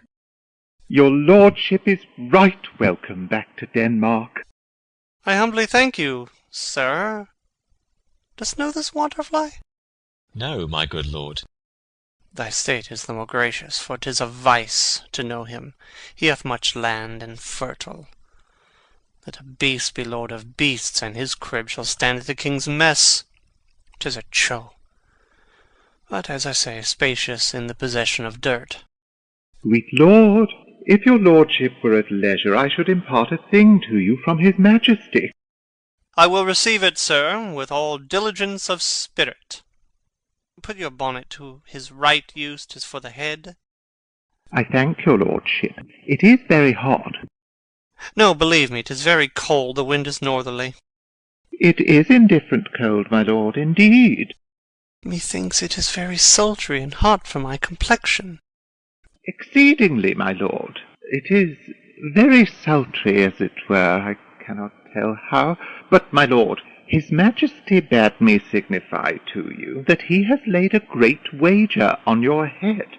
Sir, this is the matter. I beseech you, remember. Hamlet moves him to put on his hat. Nay, good my lord, for mine ease, in good faith. Sir, here is newly come to court Laertes, believe me, an absolute gentleman, full of most excellent differences, of very soft society, and great showing. Indeed, to speak feelingly of him, he is the card or calendar of gentry, for you shall find in him the continent of what part a gentleman would see. Sir, his definement suffers no perdition in you, though, I know, to divide him inventorially would dizzy the arithmetic of memory, and yet by yaw neither, in respect of his quick sale. But in the verity of extolment I take him to be a soul of great article, and his infusion of such dearth and rareness as, to make true diction of him, his semblance is his mirror, and who else would trace him his umbrage, nothing more. Your lordship speaks most infallibly of him. The concernacy, sir, why do we wrap the gentleman in our more rawer breath? Sir? It's not possible to understand in another tongue. You will do it, sir, really. What imports the nomination of this gentleman? Of Laertes. His purse is empty already. All's golden words are spent. Of him, sir. I know you are not ignorant. I would you did, sir, yet in faith if you did, it would not much approve me. Well, sir? You are not ignorant of what excellence Laertes is. I dare not confess that, lest I should compare with him in excellence, but to know a man well were to know himself. I mean, sir, for his weapon, but in the imputation laid on him by them, in his meed he's unfellowed.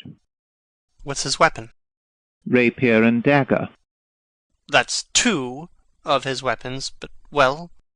The king, sir, hath wagered with him 6 Barbary horses, against the which he has imponed, as I take it, 6 French rapiers and poniards with their assigns, as girdles, hangers, and so. 3 of the carriages, in faith, are very dear to fancy, very responsive to the hilts, most delicate carriages, and of very liberal conceit. What call you the carriages? I knew you must be edified by the margin ere you had done. The carriages, sir, are the hangers. The phrase would be more germane to the matter. If he could carry cannon by our sides, I would it might be hangers till then. But on. 6 Barbary horses against 6 French swords, their assigns, and 3 liberal conceited carriages. That's the French bet against the Danish. Why is this imponed, as you call it? The king, sir, hath laid that in a dozen passes between yourself and him he shall not exceed you 3 hits. He hath laid on 12 for 9, and it would come to immediate trial if your lordship would vouchsafe the answer. How if I answer no? I mean, my lord, the opposition of your person in trial. Sir, I will walk here in the hall. If it please his majesty, 'tis the breathing time of day with me. Let the foils be brought, the gentleman willing, and the king hold his purpose. I will win for him, and I can. If not, I will gain nothing but my shame and the odd hits. Shall I re-deliver you in so? To this effect, sir, after what flourish your nature will. I commend my duty to your lordship. Yours, yours. Exit Osric. He does well to commend it himself. There are no tongues else for his turn. This lapwing runs away with the shell on his head. He did comply with his dug before he sucked it. Thus is he, and many more of the same bevy that I know the dressy age dotes on, only got the tune of the time and outward habit of encounter. A kind of yesty collection, which carries them through and through the most fond and winnowed opinions, and do but blow them to their trial. Their bubbles are out. Enter a lord. My lord, his majesty commended him to you by young Osric, who brings back to him that you attend him in the hall. He sends to know if your pleasure hold to play with Laertes, or that you will take longer time. I am constant to my purpose. They follow the king's pleasure. If his fitness speaks, mine is ready, now or whensoever, provided I be so able as now. The king and queen and all are coming down. In happy time.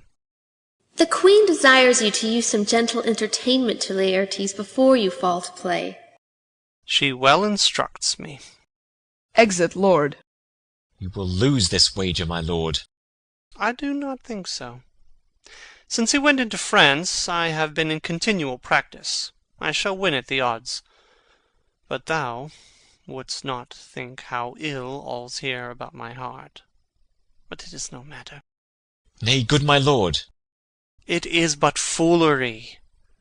But it is such a kind of gain-giving as would perhaps trouble a woman.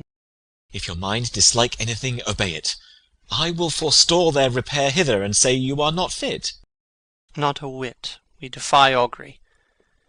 There's a special providence in the fall of a sparrow. If it be now, 'tis not to come. If it be not come, it will be now. If it be not now, yet it will come. The readiness is all. Since no man has aught of what he leaves, what is't to leave betimes? Enter King, Queen, Laertes, lords, Osric, and attendants with foils, etc. Come, Hamlet, come, and take this hand from me. King puts Laertes' hand into Hamlet's. Give me your pardon, sir. I've done you wrong, but pardoned, as you are a gentleman, the presence knows.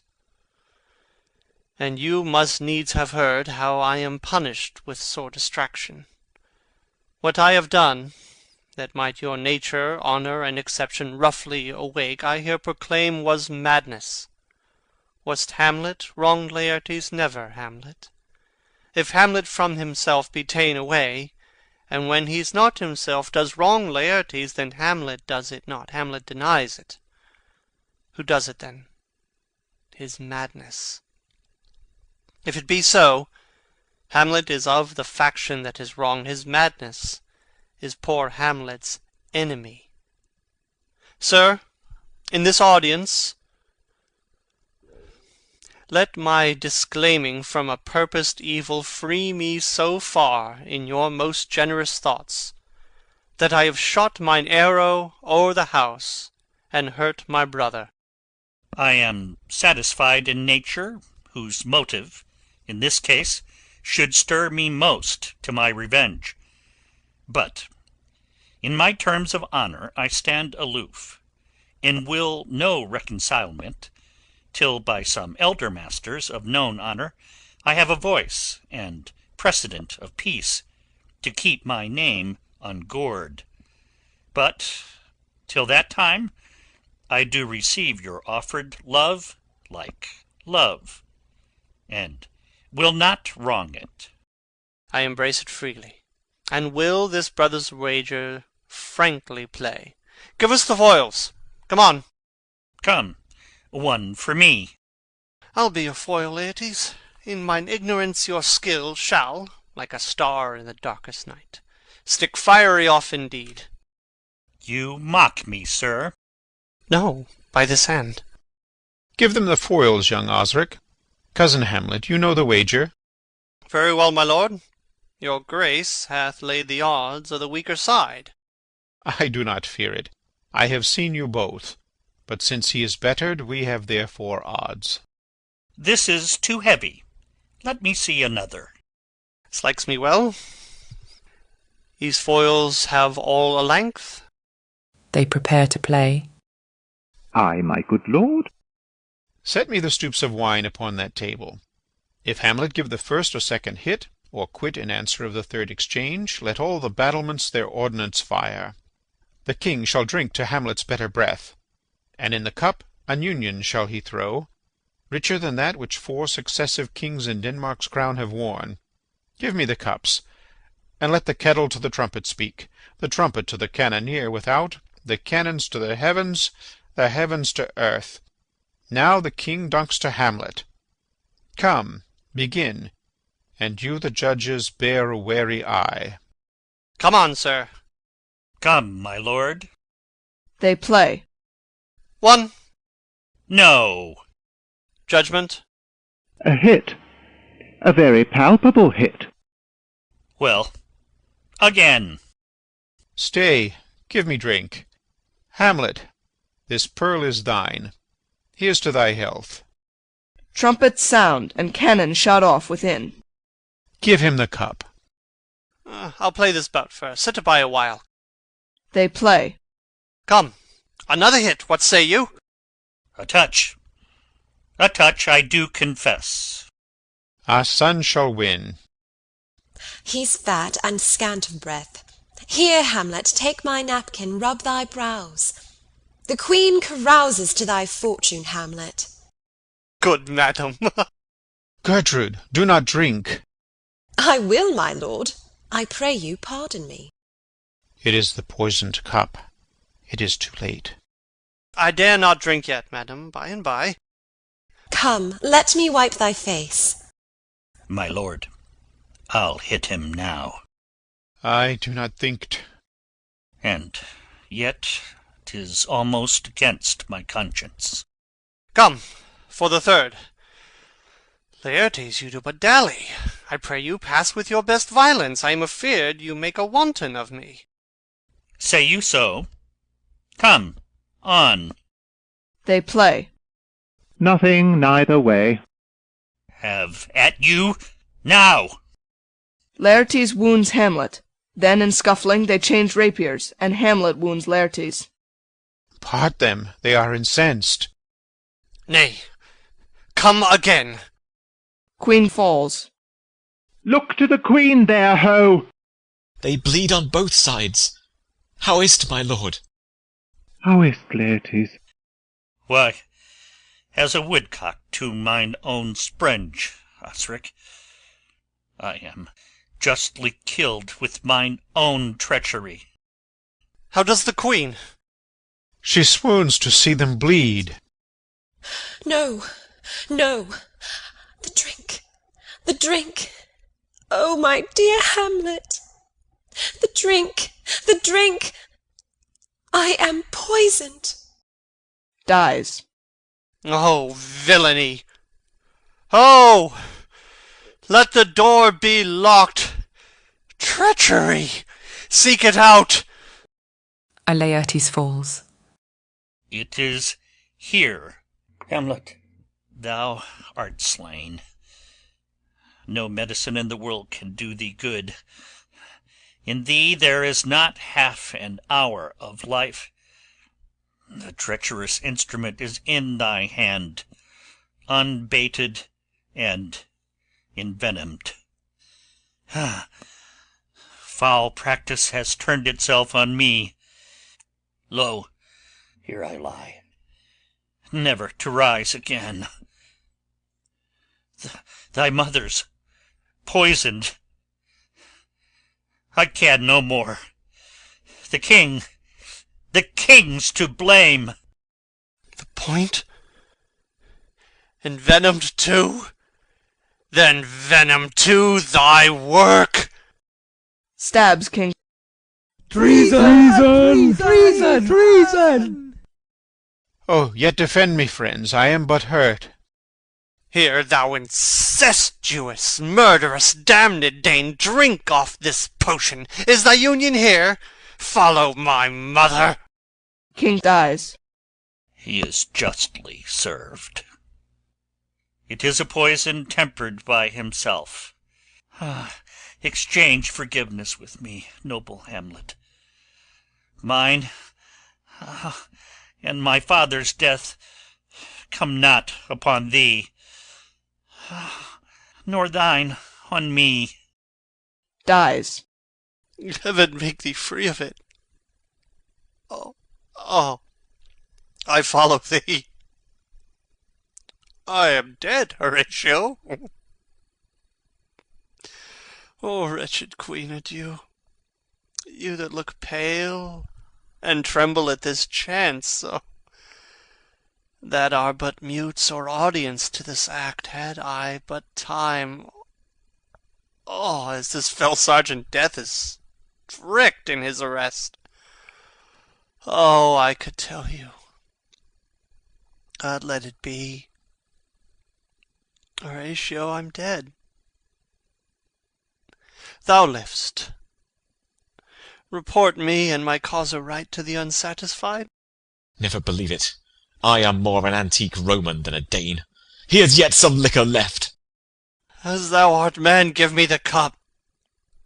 Let go, by heaven, I'll have it.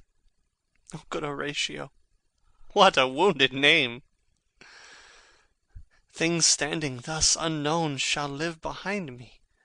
If thou didst ever hold me in thy heart, absent thee from felicity a while, and in this harsh world draw thy breath in pain to tell my story. March afar off, and shot within. What warlike noise is this? Young Fortinbras, with conquest come from Poland, to the ambassadors of England gives this warlike volley. Oh, I die, Horatio. This potent poison quite outgrows my spirit. I cannot live to hear the news from England, but I do prophesy the election lights on Fortinbras. He has my dying voice, so tell him. With the occurrence, more and less, which have solicited, the rest is silence. Dies. Now cracks a noble heart. Good night, sweet prince, and flights of angels sing thee to thy rest. Why does the drum come hither? March within. Enter Fortinbras, the English ambassadors, and others. Where is this sight? What is it you would see? If aught of woe or wonder, cease your search. This quarry cries on havoc. Oh, proud death, what feast is toward in thine eternal cell, that thou so many princes at a shot so bloodily hast struck? The sight is dismal, and our affairs from England come too late. The ears are senseless that should give us hearing. To tell him his commandment is fulfilled, that Rosencrantz and Guildenstern are dead, where should we have our thanks? Not from his mouth, had it the ability of life to thank you. He never gave commandment for their death. But since, so jump upon this bloody question, you from the Polack wars, and you from England, are here arrived, give order that these bodies, high on a stage, be placed to the view. And let me speak to the yet unknowing world how these things came about. So shall you hear of carnal, bloody, and unnatural acts, of accidental judgments, casual slaughters, of deaths put on by cunning and forced cause, and, in this upshot, purposes mistook, fallen on the inventors' heads. All this can I truly deliver. Let us haste to hear it, and call the noblest to the audience. For me, with sorrow I embrace my fortune. I have some rights of memory in this kingdom, which now to claim my vantage doth invite me. Of that I shall have also cause to speak, and from his mouth whose voice will draw on more. But let this same be presently performed, even while men's minds are wild, lest more mischance on plots and errors happen. Let 4 captains bear Hamlet like a soldier to the stage. For he was likely, had he been put on, to have proved most royally. And, for his passage, the soldiers' music and the rites of war speak loudly for him. Take up the bodies. Such a sight as this becomes the field, but here shows much amiss. Go, bid the soldiers shoot. A dead march. Exeunt, bearing off the dead bodies, after which a peal of ordnance is shot off. If you like the video, put a like, subscribe to the channel and click on the bell to not miss our new videos.